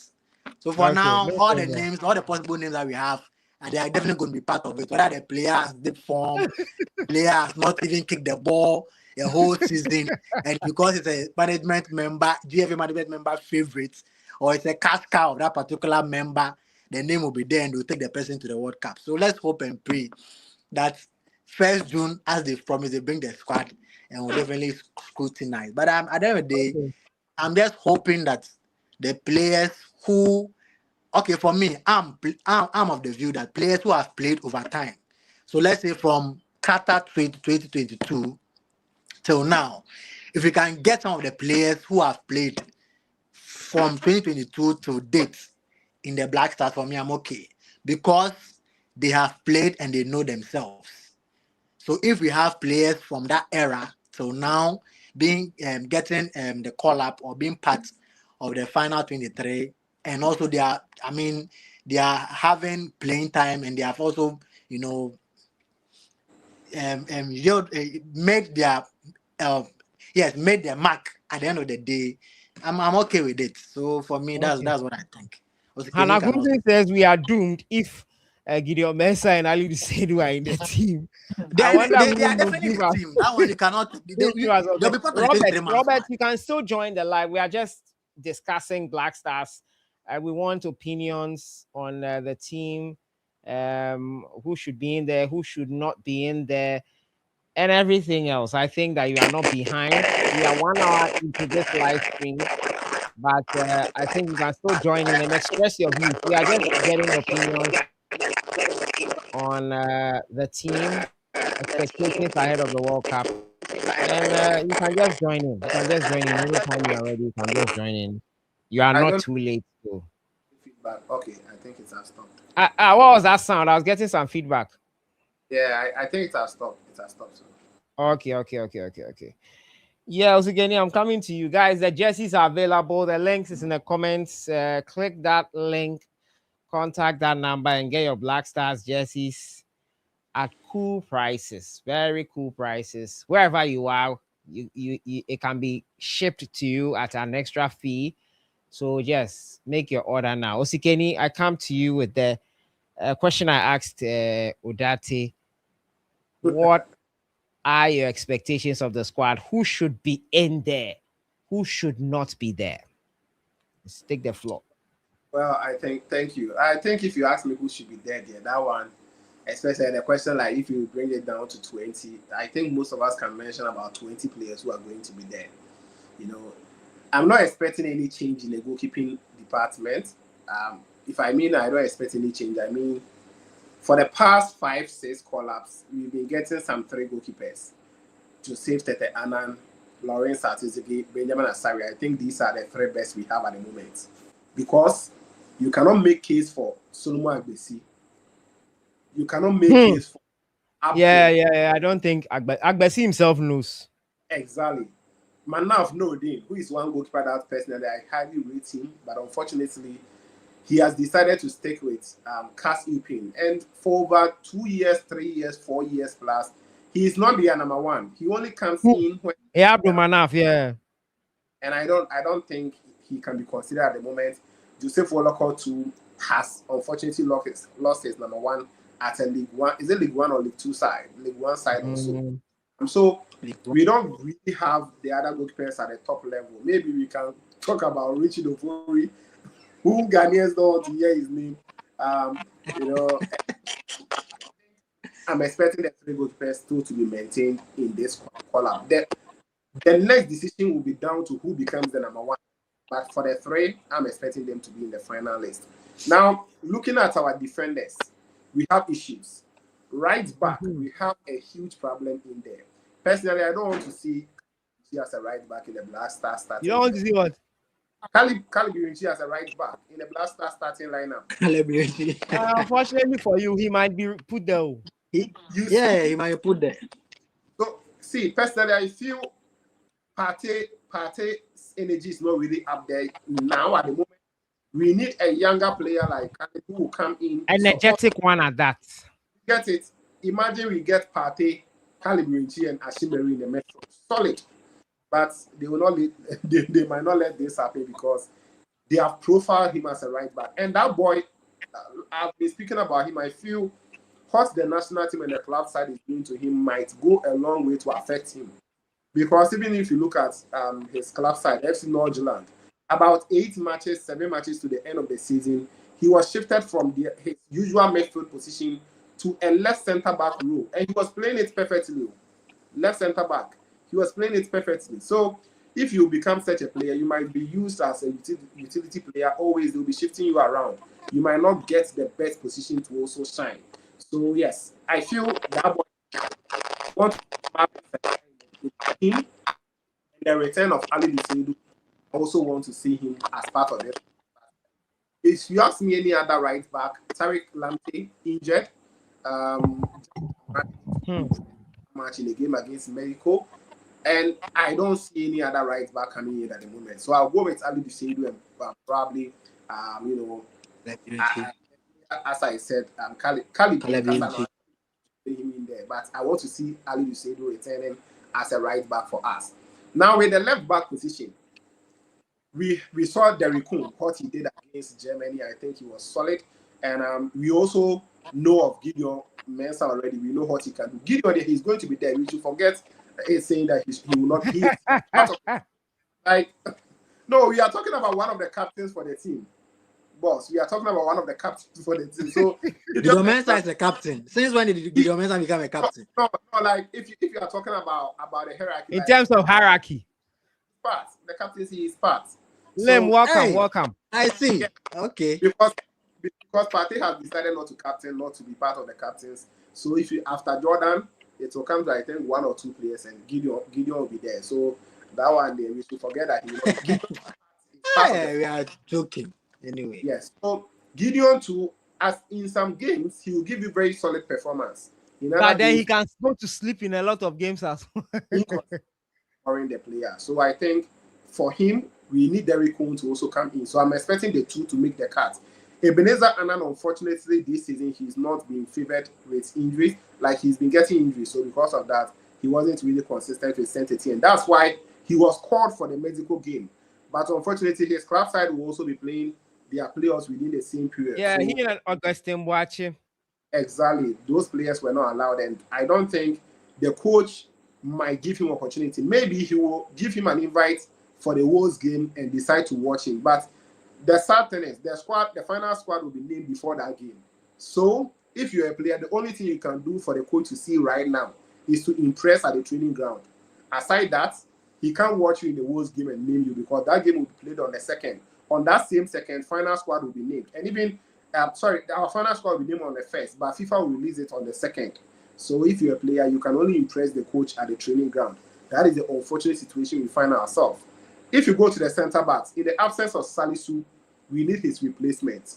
And the sad thing too is today, Jiku also had a knock, whether it's a serious injury Today? or yes, today.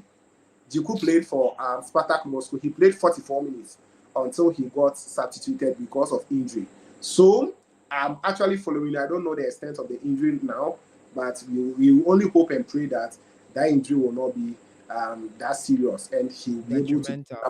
Because we cannot just afford to lose the two center backs ahead of the World Cup. It's going to be a chaotic situation for us. So I think I want to see left center backs of maybe players like Jerome Opoku and Jonas Petraopong. There's Petraopong. Kojo Petraopong. I think that boy has really impressed me. We saw him against Germany until he was substituted. He was very solid for us. So I want to see those two players. And Jonas Ajete, I don't know the conversation to have about him at the moment because he didn't really impress me in our last friendly matches that we played. Two handballs in 2 games, and causing the team 2 penalty kicks, and but that right center back position too, we have to have conversation. In the absence of Jiku, who comes in? We can't trust Jonas again. Are we going to get Abdulmumin back? Are we going to get maybe Joseph Edu back? Both players too have not been consistent after returning from their injuries. So, right center back, we need to have conversation about that. But I think I'm expecting some few players to come in. Maybe we have to look at Derek Lucasen once more and to give him opportunity. But we have pool of talents to call from. And I think that is it for now. Going to the midfield, Partey is already there. Kwesi Sibo. Sibo will be part of the final squad, guys. Because the coach will do few changes on the team. I'm not expecting him to touch the team that much. Maybe he will decide to call in 2-3 players, but to actually do a total overhaul of this squad, I'm not expecting that because he's just going to look at the old templates we have and try to go with a kind of style of play or a kind of formation that's going to help us achieve results. But for him to bring in new players, take out most of the old ones, I'm not expecting that to happen. So for me, I still feel Sibo will be part of the final squad for the World Cup. I'm expecting Ashimeru, even though I feel Ashimeru also needs to up his game. I've seen the hype being given to him on platform, but the reality is the player lost the ball, and that led to our second goal against Mexico. Yeah. He wastes too much time on the ball. Sometimes attackers will make, and that player will only be holding on to the ball. Do you know that the second goal that Ghana considered against Mexico, it is just in the space of 20 seconds. They took the ball or they dispossessed us, and within 19 seconds, the ball crossed the line. 20 seconds, they scored us. Look at how fast. Imagine Ashimeru got the ball. He will have to 10-1, 10-2. Now try to, you see, but most of those clubs, they know that actually this is how I'm going. Immediately I get the ball direct. We are going. Yes. They give you the ball and you are gone. So I think he needs to work on those things. Yeah. For me, Again, let me catch you a bit. I think there's a comment from Topsy 2000. He's our super chat today. Thank you so much. He says that Ghana won last season's kit against Mexico. I've never seen a football team wearing their old kit. What is happening at the G? I think the reason for that is that they want the Black Stars to be the first team to launch or to wear that jersey at the World Cup before the other national teams get it, which, in my opinion, makes no sense. It's just a jersey. If this is the new one Puma has provided us with, why don't all the national teams get access to it? It's an unfortunate situation. Yeah. Thank you for the super chat. Thank you so much for the super chat, Topsy. But I think that it is an unfortunate situation. Osikeni, you can continue. The leadership is not serious. Go take a look at the abysmal AI video for the jersey review. Yeah, they used AI for it. It's unfortunate. It's unfortunate. Osikeni, you can continue. Yeah, so but do you even know that we still have some national team who wear our previous 2 jerseys, like the one before the one we were wearing, like the one before. Are you serious? Oh, boss. Like they'll tell you that they are not using it to play games. Sometimes you go to training and sometimes you see them wear it and they take pictures and post it. And I'm like, how? Our previous 2 jerseys, they will still be wearing it. So yes, coming to the squad, I feel the midfield too. I'm expecting, as I said, Partey, Sibo should be there, Ashimeru for me, and I'm also expecting to see someone like or someone who can give us a profile attacking midfielders. Maybe Augustin Boache personally, but the sad thing is that boy has also not proven to anyone. Yeah, he has not played for Ghana. You get it. That's the problem. Yeah. But if you look at the team, we don't have much attacking midfielders. We don't have them players who can create something for us. Maybe I was also thinking they could have given Kovic an opportunity against Wolves, but I'm sorry, I don't think he will be given opportunity because after Kovic is too premature. It's too premature. Lem, I'll be coming to you next on who you think should be in the team and who you think should not be in the team. Also, can you continue for me? Yeah, so I think the midfield, Kudus, we should leave it for him. I think Kudus still wants to play the World Cup. He's very eager. I'm sure he's the one even pushing for it more than anyone. I don't lie to you. I'll not be surprised. Yes. So when players behave that way, it is down to you, the coach, or you, the to stand your ground. To take a bold decision. Hey, you are not 100% fit. You've not played matches this number of days. I can't add you to my team because I feel even if you come, you can't give 100%. Well, the player will be hurt, but in the long run, it might help. You are helping him and his future. It's simple as that. I remember there was a tournament we were expecting Kudus to come when he was at Ajax, AFCON. Is that AFCON 2021? Yes, I was there. I remember very well. 2021 AFCON, right? Yes, Cameroon.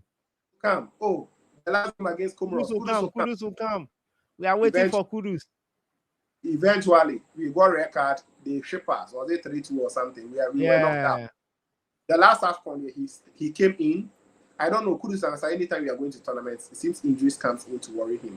Last AFCON, in Ivory Coast, he came in and he did very well against Egypt. Next game too, he did very well, but far mind. So I'm expecting him to return, even if he can give his 100% or not. I think that one will be down to the technical team and the staff as a whole. Then in the wingers too, there are some players that personally, even if I'm the coach, I'm going to be a little bit skeptical about selecting them. Someone like Kamal Bin Suleiman, he is not really proving to me that he can still offer a lot to the national team. Because the club side, Ademola Lookman has left for Atletico Madrid. He's been given opportunities. Like, he will just run with the ball to the back line. Or sometimes he will just run and run. He will not create enough opportunities for the other players to score. And he's also not scoring himself. It will take him about 10 matches, 8 matches to give you 1 goal or 1 assist. And if you're a winger, you are not producing much, it's going to worry you. Joseph Pinto, for me, I think he still needs to prove more for us to trust him going forward. Because you play in the MLS, because of your quality, we always keep you in the team. But some of the games that I was expecting him to come in, anytime that, like when Otuado was there, he was not really available to play. Even though he has explained that sometimes it's down to visa issues and all those stuff. And sometimes flight and timing. Yes. So I feel he's one of the players who has to prove to the coach that, hey, give me opportunity and I'm going to give you results. The likes of Christopher Ban, I think he should be in the squad. He's been very good this season for Acacia. He was voted for as their staff player of the season, did very well, contributed to 15 goals, gave 12 assists and scored 3 of them. Another player like NS Nuama, he's also just returned from injury. So for him, it will also take something great before he'll be considered in the final squad. But I think we still have that decent team. For the number 9 or that particular attacking phase, that is where we have issues. Our number 9, I know Jordan might be used as number 9. Of it personally, I don't really subscribe to that. I feel you should get a goal poacher. And if you look at the numbers that Prince Owusu of CF Montreal is given, I think we should consider that boy as a number 9 for Black Stars. That is my personal opinion, though.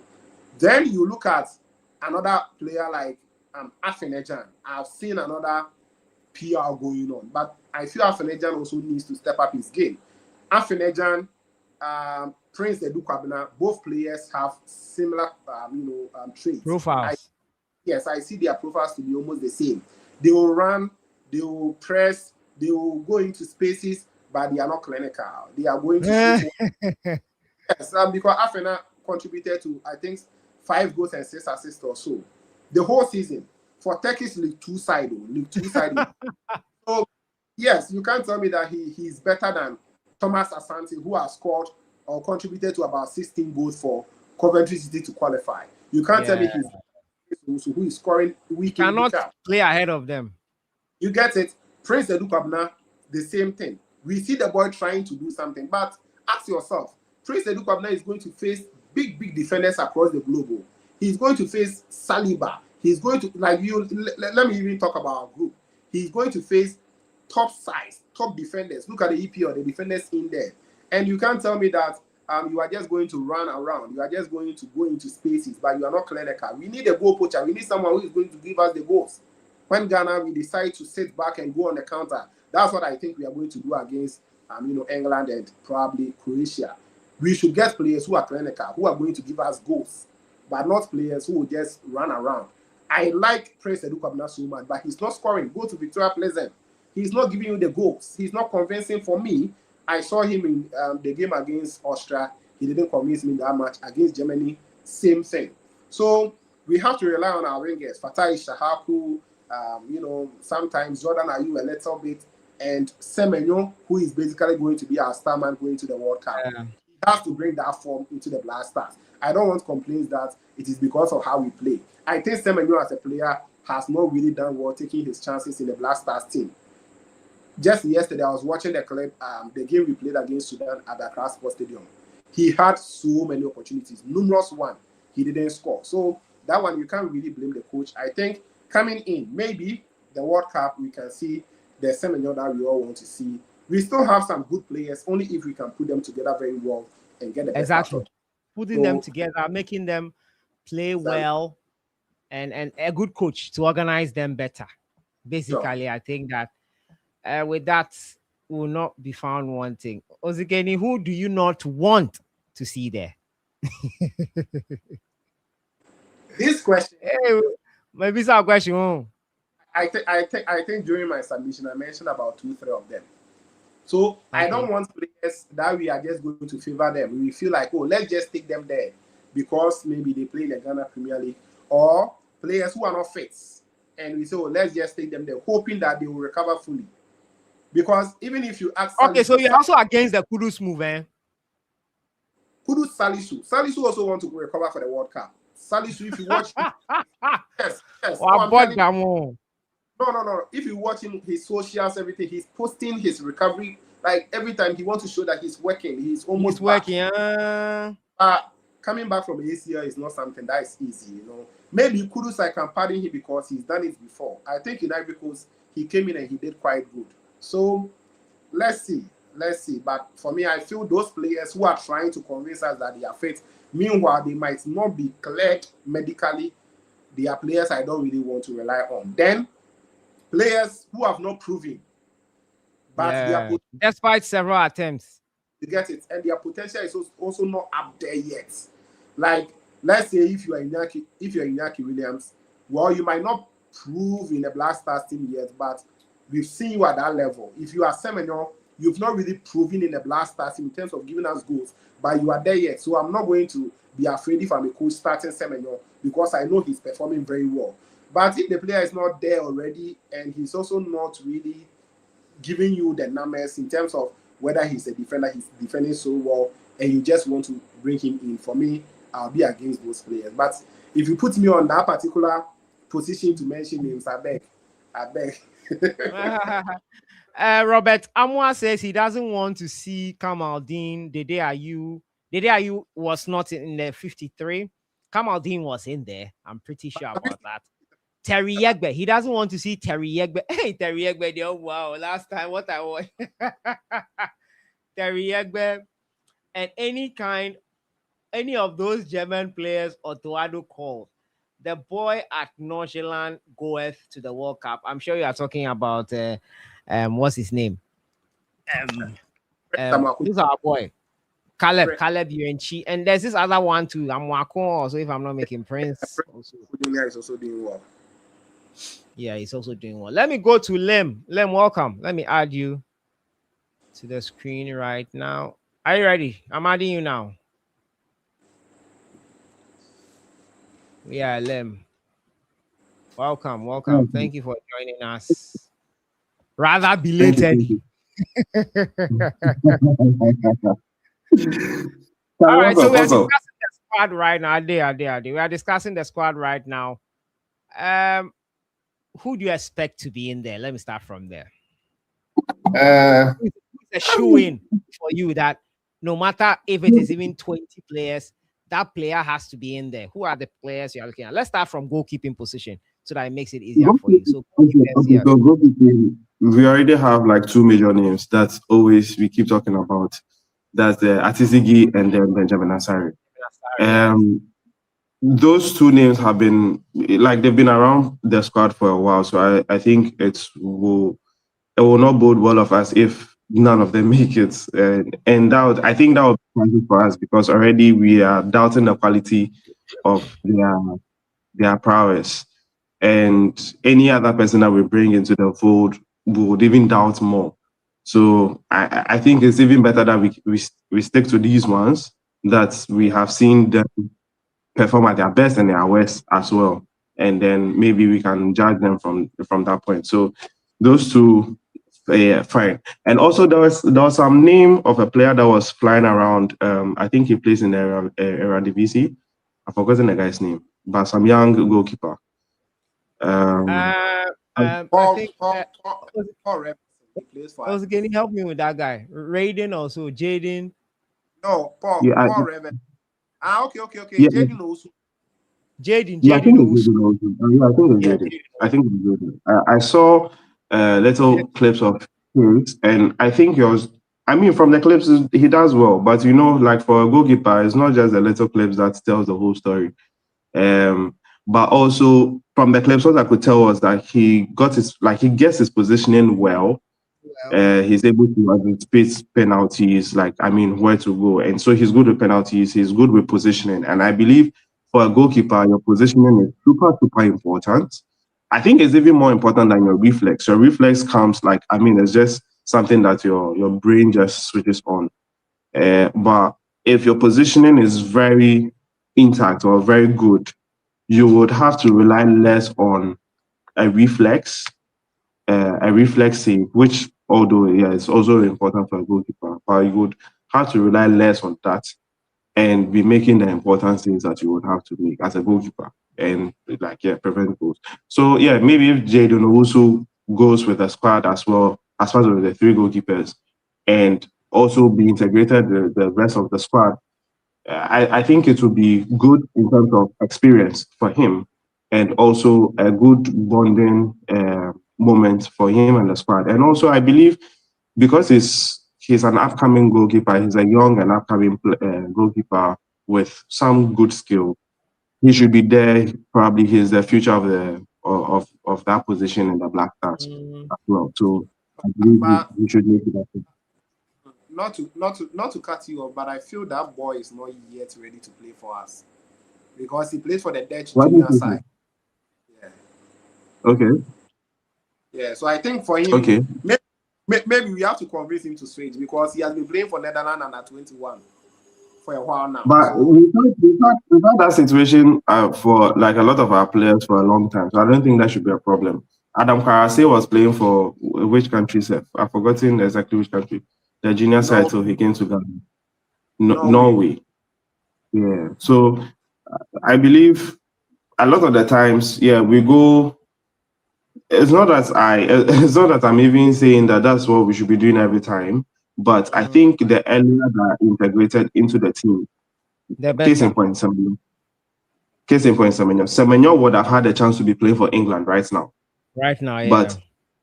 but he was integrated into our team from a very young start, from like a very young age in the beginning, where he was not really when he wasn't as good as he is now, and now there is no talk of, oh, he says he doesn't feel Ghanaian, this and this and that, all those things.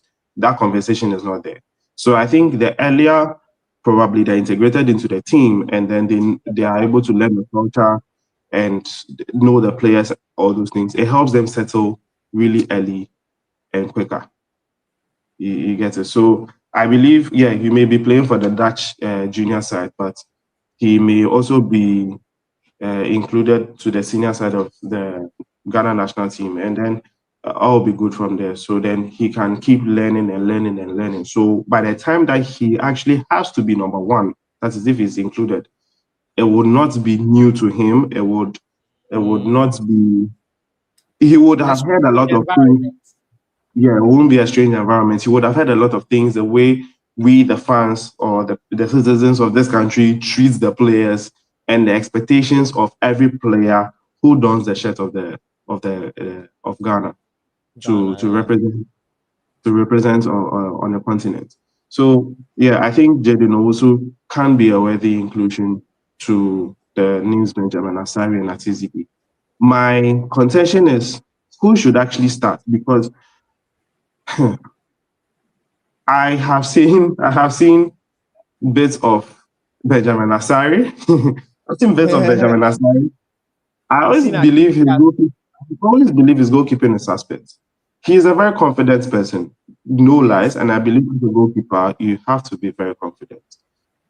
Confidence is key. Confidence is key, and it's a major role, or it's a major character that you should have to be able to command your players, your backline, organize them. You have to be confident to do that, right? Yeah, you have to So be. he has that in him, which I don't see from Atizigi. But when Ziggy Lee is also imposed, I mean, in terms of goalkeeping, I believe he is better than Benjamin Asari in terms of goalkeeping, but he is not as confident as Benjamin Asari. Ziggy always concedes. That's the problem. That's the word I think you are looking for. Ziggy. Yeah, but I think hasn't Benjamin Asari also always conceded when he has played for the national team? Always? Would you say No. always? No, I'm asking actually because I'm not very conversant with his stats concerning the national team, but I know he hasn't played many games yet. No, I think I think since you're asking Sarah, I think I can also come in. So for Asari, the competitive games, right? He considered only against that is Chad. Is it the one we played against Chad when we played the qualifiers? Mm-hmm. He came in against Chad at home. We won 5-0. He didn't concede. He went against Madagascar 3-0. He didn't concede. When we came back against to play Chad away, that's why he conceded one. Then we came home, finished all. He didn't concede again. So he considered in the friendly matches that we played. That was against South Korea. Then he came to concede against, is it Germany? Yes. But Ziggy, if you check the volume of goals that the players have been conceding or the number of games that they concede, Ziggy's own is I think he's conceded about 90% of the games he's played for the Black Stars. I think we have to bring up these statistics because Ziggy at a point was just looking for a clean sheet, and he was looking for it so bad.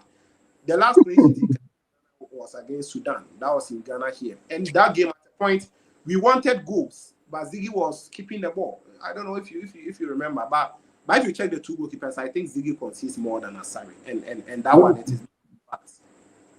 So yeah, that's I think I'll believe that. But Yeah. also, I have seen certain saves that Zigili makes, and it gives me the Even in his local league, he's one of the top goalkeepers in the Swiss league. so Considered one of so the top. But unfortunately, when he comes to Ghana, it's it's not very the same. different. It's very different. And I I I I ask myself, what's wrong? But also I believe it's because he's not as confident as Benjamin Asari in goal. So he's unable to really organize his defense as well Yeah, as maybe Benjamin Asari will do. So that cuts because I believe organizing your defense very well cuts down the job for a goalkeeper. So if a goalkeeper is supposed to be facing like 10 shots in a game, and your defense is well organized, probably it's out of those 10 shots, it's three that is actually towards the keeper. And then you will probably have to make a save, or you probably have to save those three. And it's like, okay, yeah, job well done. And we move forward, right? So that is where the contention is. So Okay. I don't know. And also, sometimes the Nasari may be too confident that it lands us in trouble. Case in point, against Mexico, the fluff in terms of the pass that he gave away. But I mean, it happens. It happens to even like the very top goalkeepers, even Manonoya, it happened to him. So I don't think that's good. We should actually like batter him for that too much. So, but for defenders, I think defenders. in a moment, Jiku, but I heard He Ozekeni has also a knock. mentioned that he picked up a knock, and I am hoping that he has recovered, or he's recovered, or he will He will recover in recover time, in time. Yeah. because he is our best defender at the moment. Bar none. He's the man. He's the one who's going to mash out that defense. He is the one to lead everybody from the back and Yes. organize them and instill some discipline into the back line there, right? So I think Jiku is somebody that we really need to be there. Jiku, we really need him to be there as well. Gideon Mensah has been around the team for a while. He's been playing consistently. I think in the last two friendlies, that's where I've not really seen much of him. But I think it's also been a good way to introduce the other guy. Is it Con? It's been a Yeah. good way to introduce him. Very cool. Yeah. Yeah, it's been a good way to introduce him to the team. And I think one time I was watching and I'm like, okay, he was looking very. I think was the game against Germany. I think he impressed me in that game. Yeah. So I Derek was like, Con. okay, yeah. I was like, okay, that's a good display. So At I least think you give he him a should. run for his money. Yeah. We like. I always believe there should be a healthy competition in the Competition. squad. Yeah.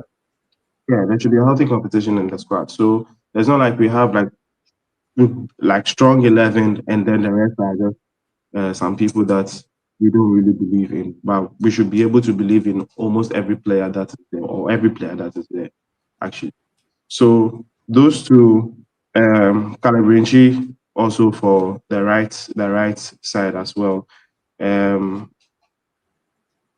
Also for Kamaldeen, I say Kamaldeen, Salisu, Mo Salisu. Also, I was listening to Osigeni talk about him and wanting to make it to the World Cup. And I'm thinking, Charlie, didn't he just recover, or has he even recovered from an ACL? ACL takes That's the about 8 thing. months. That's what we are. ACL takes Every about day is 8 months to posting a recover. video, a picture of him on pitch training. Every day he Charlie, wants that to guy is update not you ready. like that. That guy is not ready. He is not ready at all. If he is Yes. ready, then Kofi Tre should also be part of that squad. Aha. If he is ready, Kofi Tre should be part of that squad. Because honestly, the quality of Kofi Tre, I don't think we have it in our squad now. Yeah, it's true. Partey is different. Thomas Partey is different. But what Kofi Tre also does nobody else also does it. So that sort of quality to be able to pick a pass, the calmness, or like bring calm to the game, is something that I think we need. But unfortunately, he is not much sharp. I watched clips of, I watched like a highlight of his game with the reserves, and you could tell that the guy, he's rust. His touch was like out of place, all those things, right? But also, I believe that he would have needed some games to be able to sharpen up, and then maybe be uh, be called up for the friendly against Mexico, so that just so maybe if he still has it in him to be able to make it to the squad or not, just because of quality, right? If I have a player like Kofi Cherry in a squad, I am not going to start him like right away. But you need quality like that just in case for any game that you need a tactical mind like him to be in there, then he's there for you, right? So Salisu should not be, he should not be on the plane to the The America World Cup. to the World Cup. He should not be. Obabebu was Like small. Obabebu. he shouldn't be. He shouldn't be. The bonuses and essentially he's earning a lot of money. I believe he would recover, play They and don't go they don't go then taste to find money. So make you no talk am that thing. but also but, Ah, but anyways, Charlie, I like I think we should learn lessons from previous tournaments that we've been to, where we've carried injured players thinking that they'll recover and then they never recover, and then Charlie, they are just wasting everybody's time there. No, we shouldn't be doing that. That thing should be a thing of the past. We if you shouldn't be can't doing play that. from day one, don't be in the squad. Essentially, Say that's how again. me. Mm. Say again. If you can't play from day one, please, you have no right to be in the squad. Exactly. Unless you are like I mean, Messi, like some Messi or Ronaldo. phenomenal, like some Mm. Ronaldo, like some phenomenal, and it's guaranteed that you play probably the last game of the group stage. Then fine. Mm.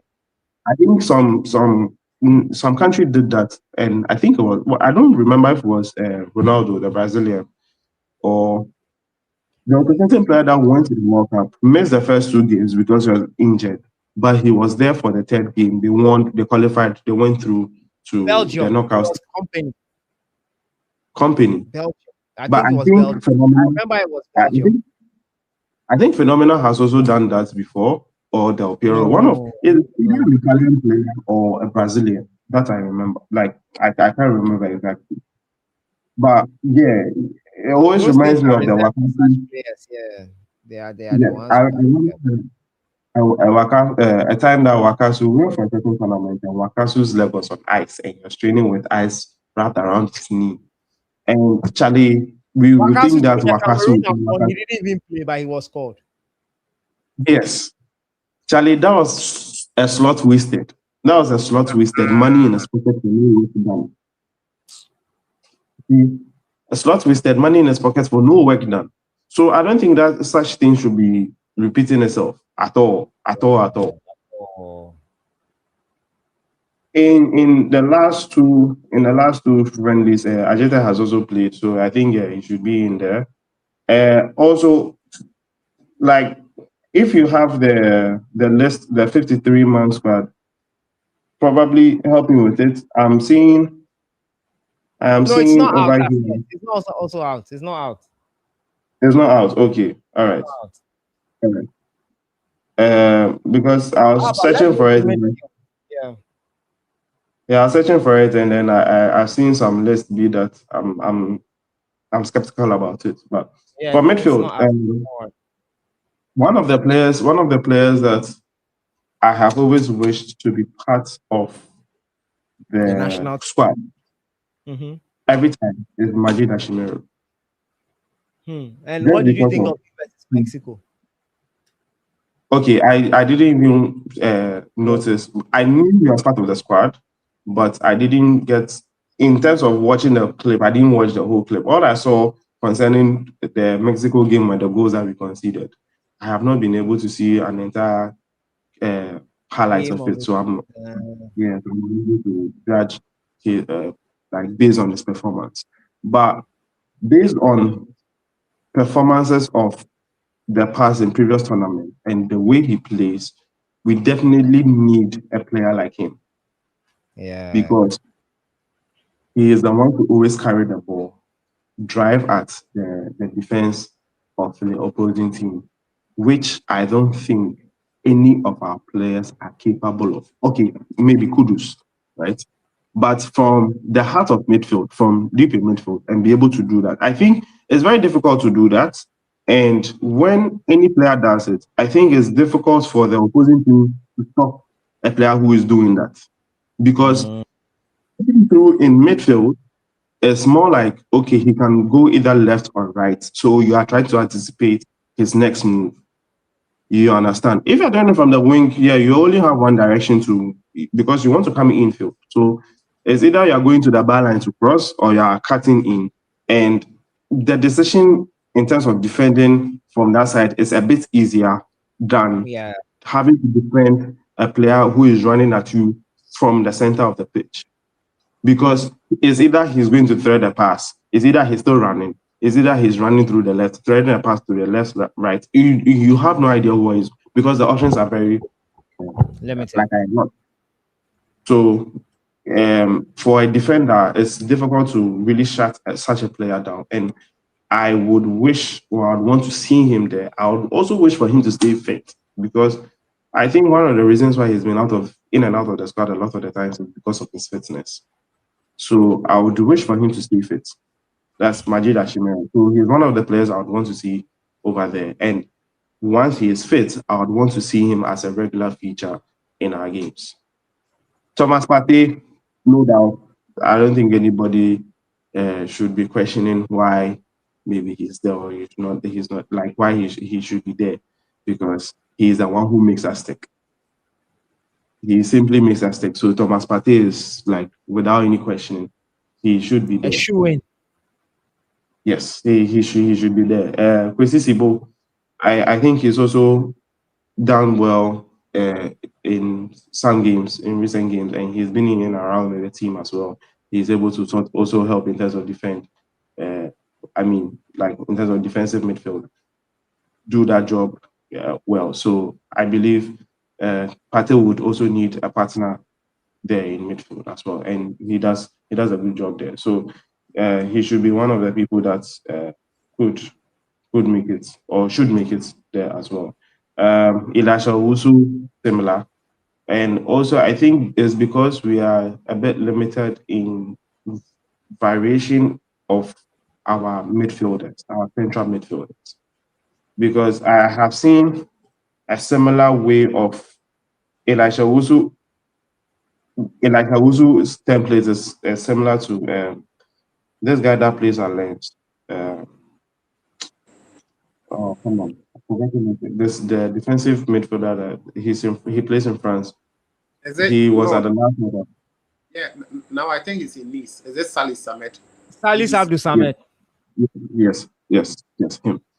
And I have seen that sort of template where it's like, yeah, you are good in stopping attacks, but then that is it. You can't do much with the ball anymore. Yeah. And we are getting a lot of those players, and I mean, it's good to have such players, but in terms of the variation in skill set in the middle of the pitch, is becoming very difficult for us to have as a nation. And I believe Mm, if our technical team, the people that will also go out look for uh, players, or like players that will fit in the Black Stars, if they're able to go, like, I believe they should be able to do like a better job at yeah. getting certain players. And also from our junior teams, the Starlets, the Startlets, like those, they can actually look there and then get players that will fit into this team. Because now, right now, the Black Stars part of the reason or part of the problem we have in the Blasters is because we do not integrate well enough the players from the youth side into the senior side. Into the So senior national team. every time we are looking for somebody that is playing somewhere to come and be part of this team. I don't think we can have players like that. We can have some of them join, but it should not be the main way to always have players join our team. It's there is a lot of there is no cohesion when that happens because you are bringing players that have not played together at all and you're just putting them together and you think, oh, just because they are stars and they are good for their club, so they can just play together. It doesn't work like that. So also for the handlers of the national team, GFA, all those people, I think they have to get I believe they know this because I'm not an expert, but I know this. So I believe they should also know this and be able to do this more because they have been doing this for a minute. Wow. Still going on, another player that should be there is Fatau Issa, because I mean he's had a good season with Leicester, although they've been relegated. So we're now looking at forwards for you. Oh, okay. I mean, I was putting him as part of the midfielders, but okay. But yeah, in terms of the midfielders, yeah, those are the names that I think that they should be there as well. Unless I'm missing out on some other names, but yeah, those players should be there. So yeah, probably I'll move to forwards, and Fatah Isaac should be part of the squad. He's on an individual level, yeah, he's had a good campaign with Leicester. Yeah. Unfortunately, they've been relegated to League One, but yeah, he has something about him that is exciting to watch and unpredictable in a way. So we need players like that. We need players that can create chances out of nothing. We need players that can just probably be like, okay, you know what, I'll do this myself, and then try and do something. And I believe he's one of those players to be able to do that. So Fatah Isahaku, I'm split, or I'm talking about Kamaldeen. Because someone says Kamaldeen should not be in there. So I believe he should be in there. Okay. I believe he should be in there because of ability. I think we all agree that he has a very poor end product, right? But in terms of ability, we know that he will be able to dribble players if it is a counter attack. If we are just trying to soak some pressure and hit players hits the team on the counter attack, he will be one of our main outlets because he's quick. Now he's quick, he's with the ball. The other part is what does he do when he gets close to the box? That is where the question marks. So decision making in the final third is always a problem. And I believe if he knows or if he's seriously spoken to, that when he gets there, just look for somebody to pass the ball to. Don't take it from him. Just look for somebody to pass the ball to. And if he does that, I believe then he's fine. If that is his main instruction, that get to the penalty and pass the ball to someone, don't attempt to score, but just pass. I believe you'll get something good out of him. That is when he makes an appearance for the Black Stars at the World Cup. Right? Because in terms of ability, it's frustrating to see a player of his ability not be able to evolve. Yeah, like develop properly. Because yeah, he was doing all this and we are like, oh, he's young, he'll learn, blah, blah, blah, all those things. Now he's at Atalanta. Still here. And it's still the same thing. Still the same. It's still the same thing. Atalanta coach, that's Gasparini, right? When I remember there was this debate, and people were like, yo, he should go there because the coach would demand more from him and he would be able to demand more from himself to up his level. And I don't think it's worked out well because replacing Lukman should, I think, yeah, he's in a similar mode of Lukman because of pace and trickery. But yeah, he has not even come close to what Lukman used to deliver to Atalanta. And it's worrying for us as a nation for a player like that. He's still young, anyways, he can still learn. Maybe he's a late bloomer. But I believe like we should be seeing signs of development in his game now. Signs of And we are not improvement. yes, and we are not seeing it. So that's the worrying bit. But although I'm torn, I think he should go. I think he should make the squad, right? I think he should be part of the squad just because of ability and a threat he can pose to any team that he'll play against. That's Yeah. so I believe he should make it. A name like Joseph Pedro, I think he should also be there. And also because of pace and in the MLS, I think he's been doing well. I think he's one of the names that should be there as well.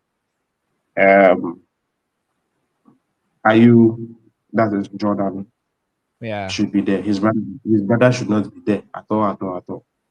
I think, but also there is this debate of we have to give him a proper send, right? And I think I agree with that, but it should not be with this tournament. I think it should have been done already.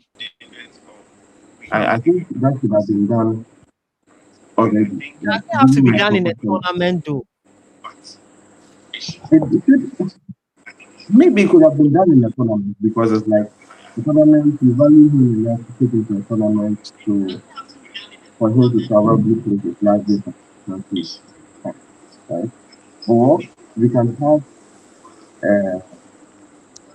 like a high profile friendly match And so, like and a send off game or something. the kind of game. It would be, let's say, a friendly match between Ghana and Italy or Ghana and England, Ghana and, like a high profile friendly match. And then he's in there and there's a send off for him. So then we have to do it properly. But I recall he caught us at the last World Cup, missing a penalty. He caused us at the last AFCON we qualified for as well. Because anytime that he came on, we could be leading comfortably, but he comes on and we somehow concede. He is not a cause though, but we somehow concede. He will not be directly involved in us conceding the goal, but his presence on the pitch at those times, it's like he's there and then we concede. And it's Yeah. like, why is he even there? Right? So I think it's gotten to the point where if we want to go beyond the group stage and make the round of 30, because this time around there's an expanded World Cup, so it's not straight into round of 16. Round of 32 before round of 16, right?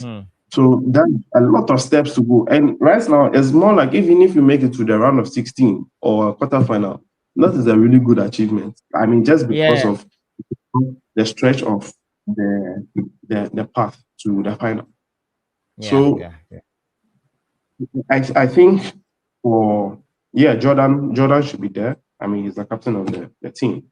And also I think maybe this will not be his last time. That is when he goes. I don't think it will be his last time, but maybe it could be for him. That is if he still has enough in his tank to keep running or keep showing up for the national team and what's not. And then maybe if he will get a proper send off at the World Cup, fine.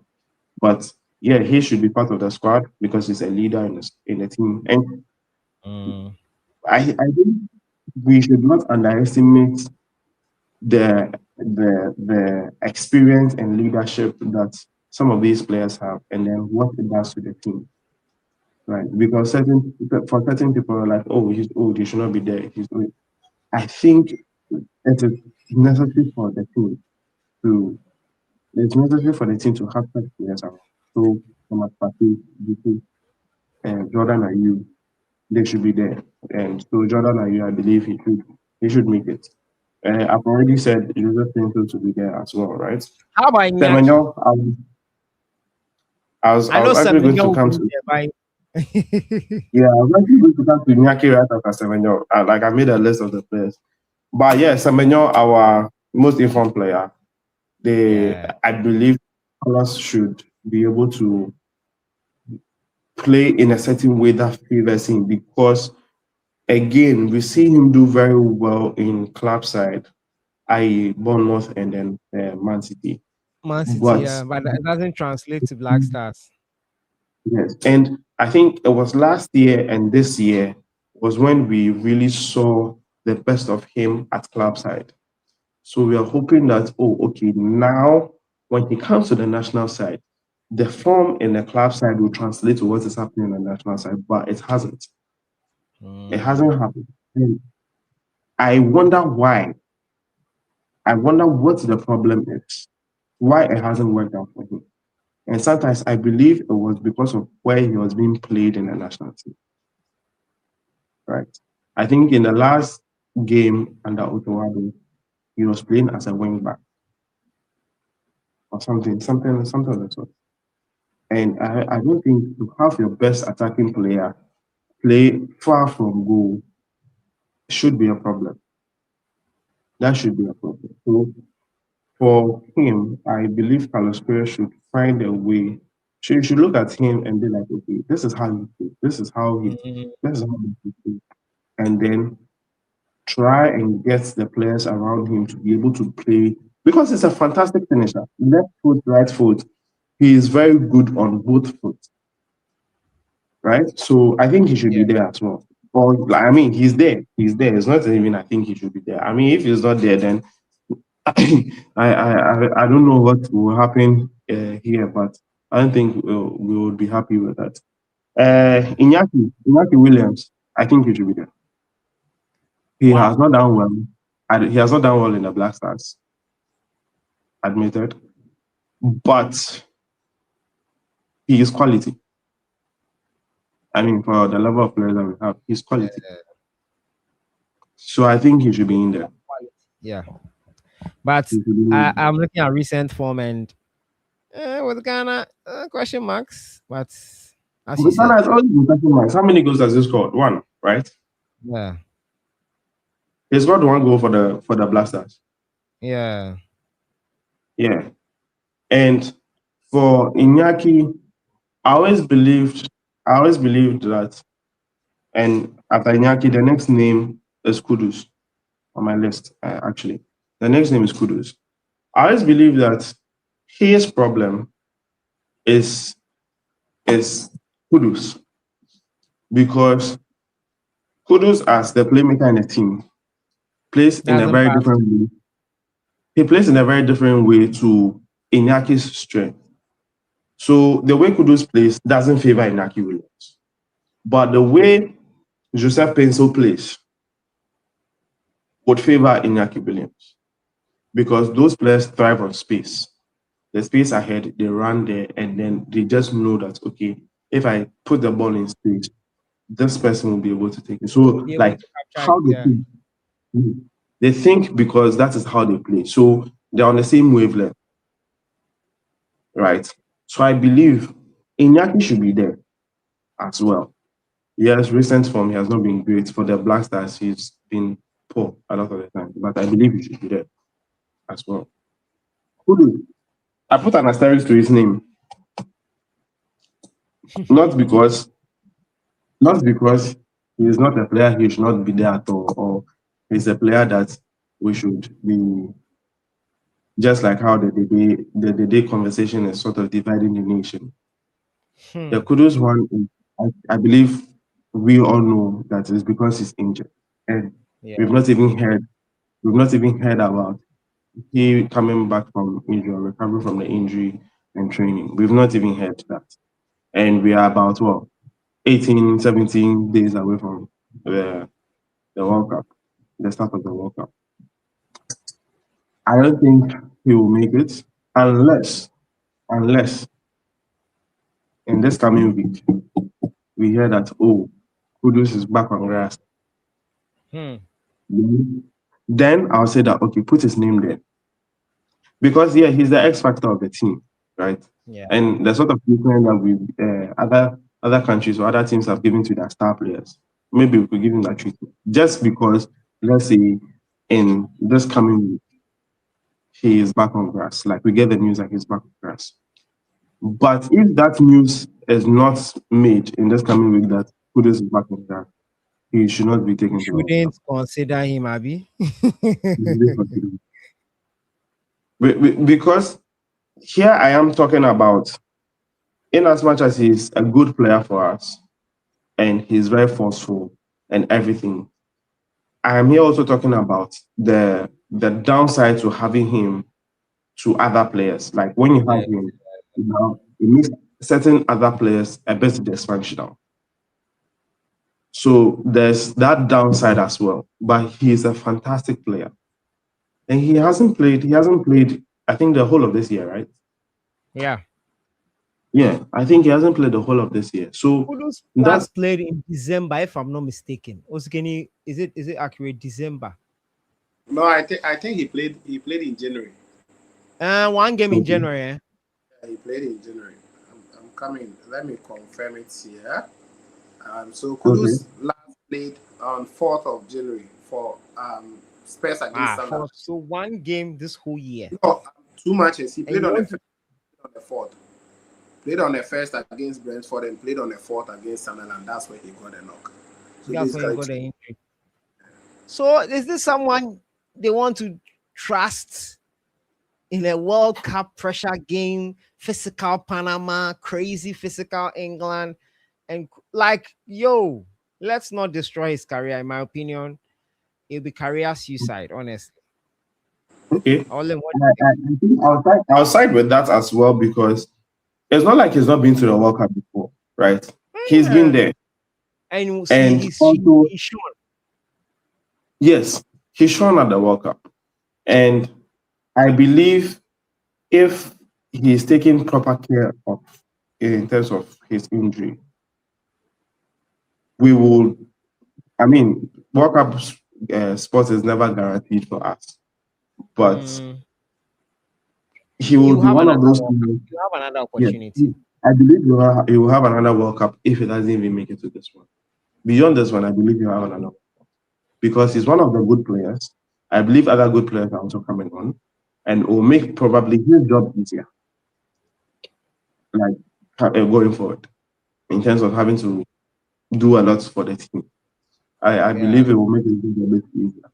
So if he hasn't recovered now, if the news that he's back on grass doesn't come out this week, then he should not make the World Cup.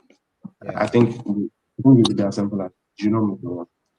And he should take care of himself, he should recover properly, because we want to see the best of Kudus.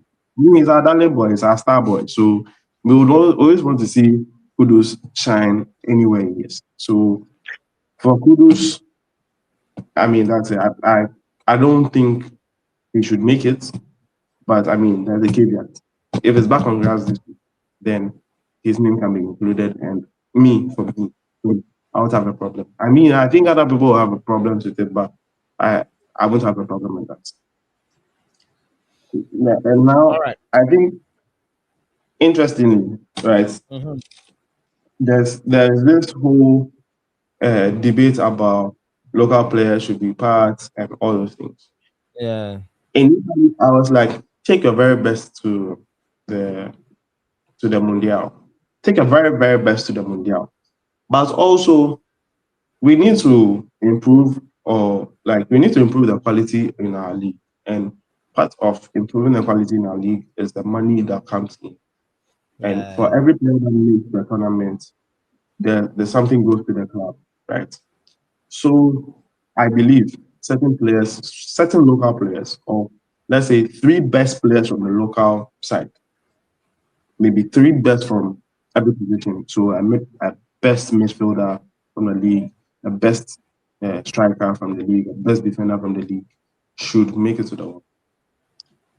For one, their experience, and also try to integrate them into the team where it's like now I believe we should move from the over reliance of players that are playing abroad. It is not over reliance of players that are playing abroad that makes us feel like we should call everybody that In is order part for of that the to game. happen, we have to also improve our football and the standard of our football. So Yeah, that is very true. And the standard of the league has been very poor. yeah, So that is why, yeah, certain people and me especially have been like I was like, no, no player in this league, maybe apart from Benjamin Ansel because of the position, deserves to be part of the club. yeah, But again, just because of um, just because of probably in terms of the quota and then getting money that will help these clubs be able to improve. And also, I know Selassie, I've said this to you like on a personal level that sometimes when we don't make it for certain tournaments, I am happy about it. You know my stance on that. There's sometimes when we don't make it for certain tournaments, I'm happy about it just because I know that it's going to be a waste of time and our money. And it's just money for people. And it will be money into people's pockets. But again, so like I'm saying that in the sense that when or if some of these local players make it to the World Cup and the money comes to the league, I hope it doesn't end up in people's pockets. But that money is used properly. But yeah. again, I'm saying it with like hope. I don't believe it will happen because I've lived in this country long enough for me to People really don't know the account for these behavior. things. Yes, for me to know how these people behave and everything. Yeah, people in higher office, how they behave and all the like it never happens. So Yeah, I don't never think this has. is when it will change. But I am only hopeful that maybe one day somebody will come in and be like, oh, these things, Charlie, it is not good for us because we have to build something that will be good. The way Ghana as a country, we always yab about, oh, we have the best this, we have the best that, we have the best this. Charlie, this country, the way we are moving about, we don't have the best shilling, nothing. This country as a whole, when we are moving about, it's sad. It's very sad when we are moving about in this country. And it's all because of the leaders that we've always had. Hard, yeah. I think All because of the leaders we've always had. And I'm not even saying that it is this current leadership, but maybe this current leadership is also inclusive. And maybe yeah. this current leadership have a chance to change things. But the leadership of the past as well have not done well for this country as a whole, and Yeah. for this food, and for football in this country, or for sports in general in this country. But now we are talking about football specifically. So for football in this country, our leaders have not done well for us. So I would say that yes, I am hopeful that maybe if we do take local players, and because of that, that's why I'm even saying that okay, I think we should take some local players to the World Cup so that, like, I Let me mean, read the through some money. comments. When you are done, let me just read some comments. So in that case, I mean, I think it's only prudent as we take best scorer along. That's Augustine Oka. I believe if he is part of the team, it should not be um, a lot of controversy in the sense that he is clearly like one of the best players of the league. That is why he's the leading goal scorer of the team.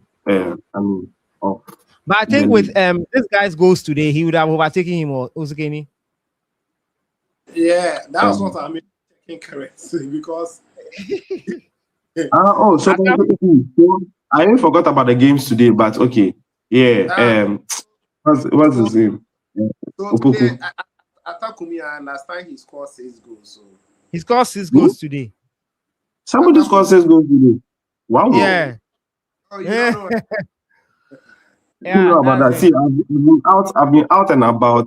Like I just Yeah. go home and so I've not really checked on what is happening. Selassie, Yeah. have you seen the penalty kick that Atakumi scored? Have you seen that penalty? No. Oh, Charlie, I would have been very happy if we can pull it up for all of us to see. See, Atak scored a penalty, and that penalty, in-game penalty, in-game penalty. He kicked the penalty. Send it to me. Send it to me. Let me see if I can put it here. Goalkeeper punched the ball. Opposing players were just standing there watching the striker to still pounce on the ball again to score. I'll just send it to you right now if you can pull it up. Very, very sad. You see, so if a player scores these goals and you say he has to be goalkeeping, and today, see, I had a conversation before today's game, and I told that person that even Okra will score today. It is between Bechem United and Bekum Chelsea. Okra will score, but Bechem will win. So that is, these are some of the reasons why Ghana Premier League. But if you're watching the games, the outside, the games they played outside, and even look at the final games, teams that are supposed to even win, like they need a win crown. The relegated teams will be playing them so hard. And it tells you that There's integrity. you see, so all these things comes to play. So if you tell me a striker has scored about 15 goals in the Ghana Premier League, all these things are part. We know, there was even a time that a striker scored some number of goals in the final game, and eventually they decided not to hand over the golden boot to the striker because they feel the goals he scored were manipulated. So the GPL there, Charlie, we did far. But I'll just send it to you. So boss, you can continue. Okay. Okay. So Okay. Let me read so you yeah. some of the comments here. Oh yeah, so let's go. Yeah. So let me start from here. Okay, so this is from Robert. He was talking about the Asari exclusion that I think Odati or Lim was saying. He said, you are not conversant with Asari start and you think he's still and you think is Atizigi is better than him. That's a question. Hannah Kumsin says, for Atizigi, conceding more goals in the Black Stars than his club comes down to the defenders. They trust him in goal more than Asari because of where he plays. So they don't pay attention, hence the goals. That's interesting. Asari only kept clean sheets against weaker opponents like Chad, Comoros, etc. For me, Atizigi is better and more experienced at this stage than Asari. Someone says, I don't see Kamaldeen. The day are you? I think I've mentioned that comment. Please, no player with injury should be included in the call-up. We mean business at the World Cup, not some men's fellowship. I think I agree with that. God blessed us with replacement for Asian with Caleb and Chiba. We are wasting his talent in defense. Iñaki, well, I don't want to put that out there, but you can read for yourself. How many goals has he scored since and he's not committed to the team? Talking about Iñaki Williams. For Semenyo, it's how a coach will utilize him that we can get the best result out of him. He thinks that we have forgotten that he fakes injury to avoid friendlies. I'm sure he's referring to Iñaki. I says we should talk about the Black Queens and the AFCON. We spoke about the Black Queens. I think you are late, Sikaku. That's what he posted. I find it very surprising that some people are calling for a 3 to 4 local player quota from Junior G for Andrea Ayew to be included in Ghana final 26-man squad. I'm also surprised about that. Komfuedu says, forget it. A manager of Carlos's experience will not entertain mediocrity. The state of our football is very sad. We are just joking. I find it surprising that some are calling for, I think I've read that comment already. So I think, yes. So guys, let me get your final thoughts. We've been on for a while. Let me get your final thoughts and your expectations. Finally, this is the final question I want to ask you guys. We are heading to the World Cup in 2 weeks' time. World Cup first game will be played. Realistically, where do you see Ghana finishing at this World Cup? For me, realistically, we might not make it out of the group. That is me being real with what I've seen so far. We might not make it out of the group. But then I saw the England squad. And no disrespect to the players there. If Ghana puts things together well, and that is the only caveat, if we don't self-combust or self-sabotage, we should make it out of the group. So round of 32 is a target I think can be achieved. I'll start with Osikeni. Where do you think Ghana will finish? Make it quick for us. Yes. Well, I'm trying to even send a video to you. So Okay. Well, personally, I feel we will make the knockout phases. I'm looking at maybe round of 16 for me. Wow. Because yes, if you are saying realistically, you are looking at you said round of 32, right? Yeah. But your initial comments indicated that we were going to be knocked out from the group phase because you were like Panama were going to defeat us, or you're going to play draw with them or something. I feel Panama, we are going to defeat them.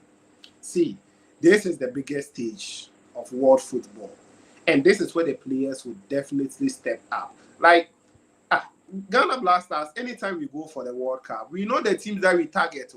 We know that we are going for Panama first. So, even if you ask the legends, if you ask all the players, they will tell you, we know against Panama that we have to win because we know going against England is going to be very difficult. Croatia to another big team. See, Croatia, they've really done well in the past World Cups. If you look at the team that they have some very, very decent squad, and we shouldn't rely on those games. We should first of all win against Panama and think of getting something against England. They will be free. If it doesn't happen, we go all out against Croatia. Who knows? Maybe at that time, things would have been okay for us and we will try to qualify. So for me, I feel we should go all out, get something against Panama first, and after that, we will grind or we will find a way to qualify to the knockout phase. If we enter the round of 32 there, it depends on the countries that we are going to meet. You see, some countries, if we meet them, I believe we can defeat them. If maybe we get a lines of Cape Verde, or we get countries who are not really there. See, the World Cup, it is played by experience and by pedigree. Panama obviously knows that they are the underdog in the group. Even if you watch how they talk and everything, you get to know that they know Ghana's pedigree in the World Cup is better than them. World Cup is just like the leagues that we play. It is the winners who basically ends up winning it. It is the best who turns out to be the best. It will take a very long time for you to get to one country that will really do so well going into the quarter semi-finals. Ghana class, we are having this conversation. Our best was the quarterfinal, and that one happened in 2010. So you will try. It is not easy to just go to the World Cup and be defeating teams. You have to take a lot into consideration. Panama, well, I believe they are better than us in terms of FIFA rankings. I believe they've been good in the previous years than Ghana. But if I ask you to mention two players for Panama, you are going to find it difficult. Maybe because we were drawn to them, you might have done your background checks or something. But see, at the big stage, the players would definitely turn up. I believe in the Blasters players. Look at when it became very difficult for us to qualify for the World Cup and check their performances in those games. We went away to defeat Mali. We continued. Can someone say you must be drunk? I understand whatever anyone will say, but not to turn up on the big stage. Expect Kudus, if he's fit, he's going to turn up. And when we were going to 2022 World Cup, if you look at that Korean team and Ghana Blasters team at that time, right? Korea had the best players at that time.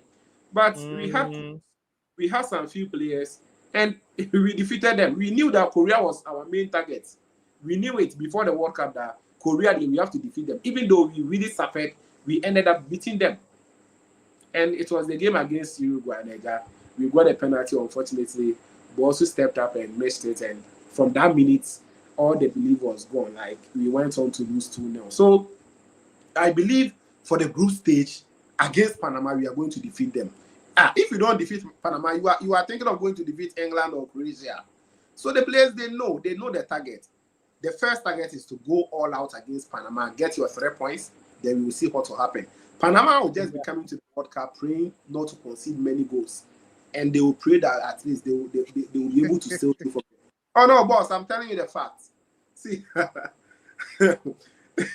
I'm telling you the facts. For them, We Ghana just dey observe. Me and they listen you. This will be on the internet. We'll come back to this.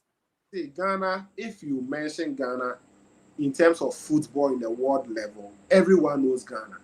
If you mention Panama, come on, Charlie. It's just like Haiti coming to the World Cup.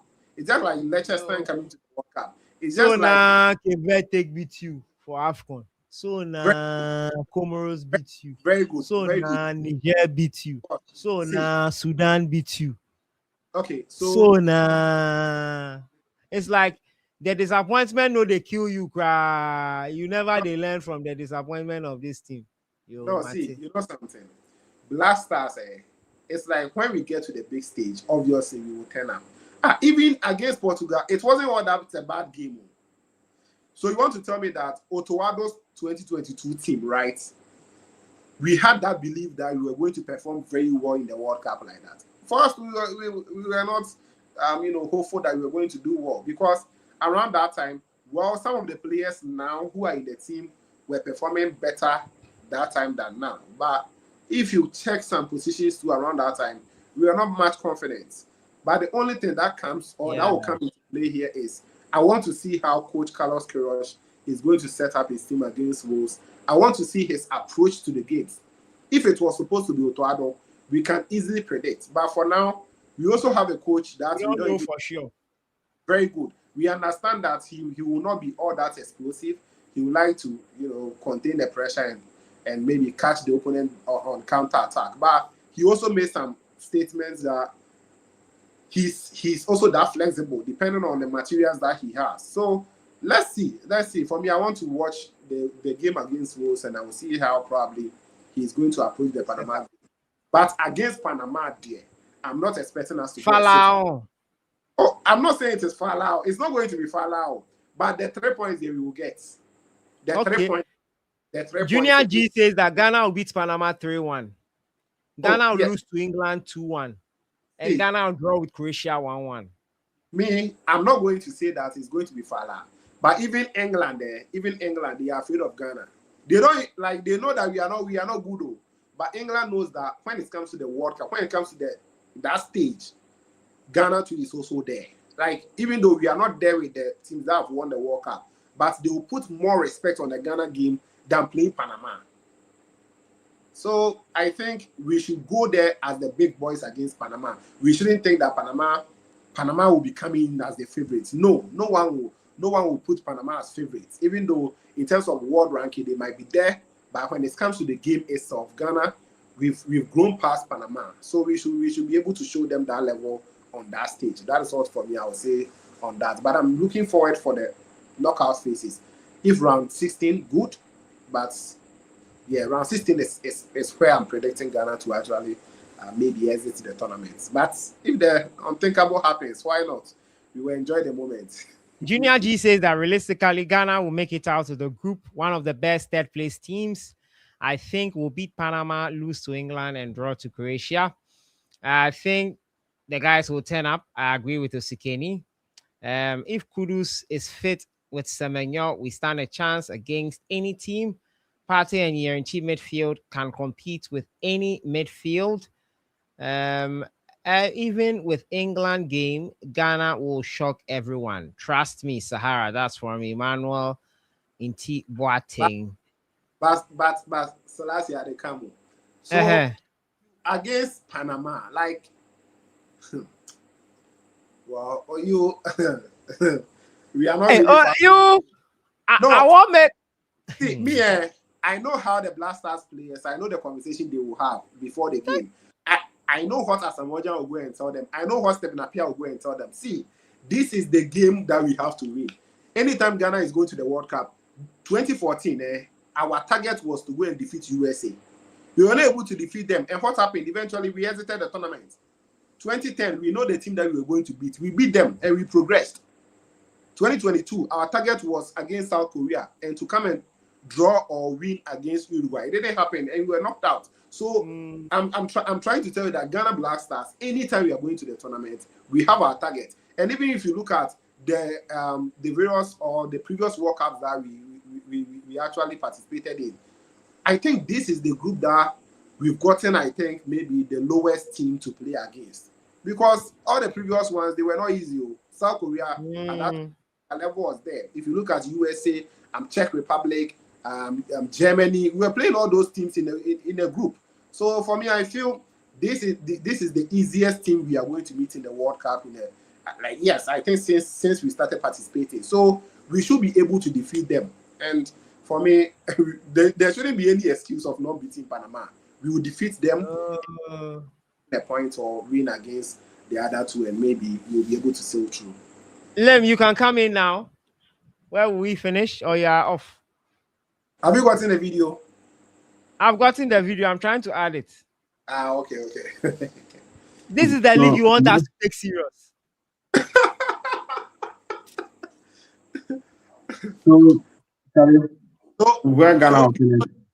Yeah, realistically. I'm not trying to cut you. Do you know that this striker today, after scoring 6 goals, has scored more goals than Semenyo going to the World Cup? Atakulu. Let's behave. Okay, so realistically, yeah. Charlie, but you see why, like, I was on the fence in terms of taking like local based players, right? I've always been on the fence, and I've always been like, Charlie, we have to take the very best, but also just because money will come back into the country and then help improve the sport. That's the only reason why I think we should have a quota that should be at the World Cup, just for that reason. I mean, that's not because I believe that there's any player that is really deserving of being in the squad. In terms of Ghana's chances at the World Cup, one thing I know about this country, or one thing I know about football, the Black Stars in this country, is that we are complacent. We tend to be very complacent against certain things. Hold on. Is that all of you can keep saying is I hope, I think, all feelings, zero factual evidence. You can continue. So one thing I know is that we are complacent. It's when we think that, this team, they sell more money, we can score them. I watched the highlights of Panama and South Africa, and it wasn't an easy game. I think, I may be wrong, but I think Panama won that game, or it was a draw. No, it was a draw.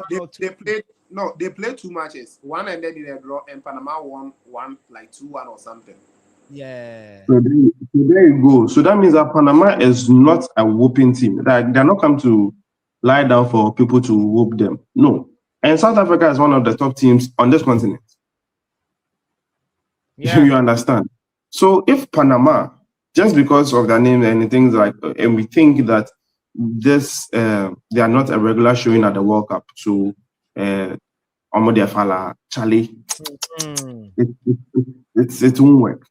And I'm even more worried that it is our first game and not our last game. I'm even more worried that Panama is our first game. Yes. So it's more like they will probably walk into the game and think that, we can beat them, then probably go and lose. Now, pressure. We have to beat England. One of the favorites to win a World Cup, by other pundits, one of the favorites to win the World Cup, or at least go to a semi-finals. Then we meet Croatia. Croatia was finally in 2018 World Cup. Yeah. With Perisic and Modric still in the squad. Almost the same level of energy and all those things, but their level of experience cannot be thrown away. You can't doubt or undermine their level of experience. So realistically, and see, sometimes when I'm being realistic, there's a mix of criticism in there, right? For me, realistically, I think we'll probably make it, and I think I side with the one of the comments that said that maybe Ghana will make it out of the group as one of the 10 best teams, right? But I think Ghana's campaign will end at the round of 32. That is, I Round of think 32. our campaign will end. Yes. So, That is why I so think our campaign will end. If our campaign doesn't end on the 32, see, no matter everything, if our campaign doesn't end on the 32, see, no say matter again. everything, no matter what everything both of you said, you eventually ended with the point that Ghana will make it out of the group, right? Yeah. Yeah. All right. No, so like I've said, there's a bit of criticism in my prediction. We are biased because we are You get it. Ghanaians. There's a bit of patriotism in my prediction because we are expecting to beat Panama, or we are expected to beat Panama. I mean, that is by Ghanaians. Yeah. And we are thinking or sort of hoping to get points of England and Croatia. Maybe England will lose and nobody will have a problem. Maybe we'll also lose and people will have a problem. Maybe just because of maybe the way they won or the way we lost. So that will be something. But I know that when Black Stars is facing a team like England, they go all out. Even if they'll lose, they go all out. Right? So for those games, it's 50-50. Those games, I'm not really scared about those games, but I'm more scared about the game that people tend to write off, i.e. the Panama game. Yes. And it's even more dangerous for me that, like the Panama one is what we're starting with. So, I mean, but realistically, I think Someone made the comment that yes, Panama should have been our second game. That's from Topsy 2000. He gave us the super chat. He said that we are slow starters, so our second game should have been a Panama game. I think that's the point you also. Yes, and it's even good that he mentioned that we are slow starters. Indeed, yeah, true, we are slow starters. So there's always a bit of, and we are slow starters, and we are complacent on top of that. So there's a bigger chance of we losing that Panama game. Like if we put those two factors together, there's a high chance of we losing that game. And now we are trying to hope that we'll win or we'll draw against England and we'll go and win against Croatia. Just because Croatia don't really have the big names as they used to. So you're like, okay, maybe we'll go and draw against Croatia or beat Croatia, which is possible because in our first showing at the World Cup, we beat Czech. And Czech was ranked third in the world at the time. Top sides, yeah. They were ranked third in the world at the time. I remember Czech was third, USA was fifth, Italy was 11th in our group, like in terms of world ranking. That's so true. that's the thing. But again, like I said, the patriotism in me mixed with all these things, I believe round of 32, that's our final thought at the World Cup. Interesting. Let me round up with some comments that I've seen here. Panama will outplay Ghana. That's from Confuedu. Panama will outplay Ghana. Ghana can't deal with the pace. What? Panama can't outplay Ghana. Panama can't deal with the pace of our team. Either way, we can head them very well. Sika Kuo says, okay, Junior, it sounds good on paper. The proof is the pudding. We will see whether Carlos gets the tactics right in a few weeks when the World Cup starts. Panama will have to play very well to dominate us and also deal with a counter attack. Was a draw for the first game then Panama won by 1 at the second. Okay, I think he's talking about. He said, I hope to be a multimillionaire by morning. Let's hope that happens. So Sikeni OTZ wo. So they also hope Ghana, hope now they can say. It's No, but see, ah, personally, I don't see Ghana losing against Panama. Like how? Like how? Then why are you going to the World Cup? did you see Like, Ghana losing against this thing? What's Come my on, name? Morris. Keros. forget that you are going to mention. I should But forget the past, eh? The past is forget not the present. a movie. See, even if Otuado is to be there, we will still win against Panama. I Hey, Charlie, see. Vimbenyi. See, there are some games. It is not about. There are some games. It is about the players. It is about the stage. You that day will come. Give me my promise. That day will come. Yeah. But guys, Selassie, yeah. I think also if the coach, that's Carlos Perez, Mm, if he was, let's say, in charge of the friendlies against Austria and Germany, if you're in charge of those friendly games, we would have known how he would put this team together, because then yeah, he would have played with a lot of the players that are expected to be like at the World Cup, or like part of the squad to the World Cup.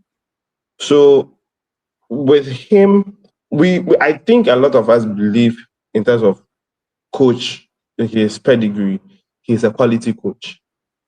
But just because of time and not being with the players that he would actually need at the World Cup, and then probably playing a match before the World Cup, or I think the only game will be against Wales. That will be the only game. I'm also hearing that they're trying to get another friendly game either in between that or after that, before yeah, our Honduras before the World Cup. yeah. And No, I will not think if come. that's good for us, I think if that happens, it will be good for us. So yeah, just because he has not really had the time with the squad and all those things, so we do not have that confidence that, although he's a good coach, this is how he will turn the team, or this is how you turn the squad, and this is how we'll perform. Unless, of course, Charlie, he too is a magician that some abracadabra, everybody is like some top performer in the team, and we are scoring goals, defending goals, and then beating teams as well. But until that happens, Charlie, I'm not seeing us do any magic, and maybe, and just maybe, we may not even make it out of the group. But again, like I said, because I'm Ghanaian as well, and I would want Ghana to always do well, because so last, that a lot of the times I complain and I'm like, oh, forget these people, blah blah blah. But when the national anthem is being played, The see, feeling is different. the feeling is different. The feeling is different. It You go over get. you. So that is where it's like, I said, like, I even questioned myself that I said I was done with this team. Why am I even here rooting for them? But yeah, it's because I'm Ghanaian. It's because, Charlie, I love football. I would want Ghana to always do well, because Charlie, when they do well, I am happy. When they do well, I am happy. I remember 2010 World Cup, Charlie, when Asamaja missed the penalty, I was so hurt. And Charlie, not to bring back memories for anyone, but I mean, when we kept going on and on in terms of like going to the next stage, I was super happy. And I believe everybody in the country was super happy at the time.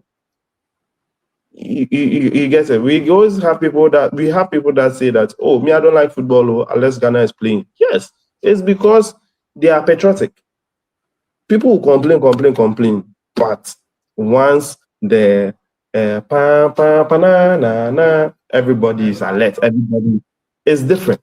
And Charlie, kudos to the writers of the composers of the national anthem.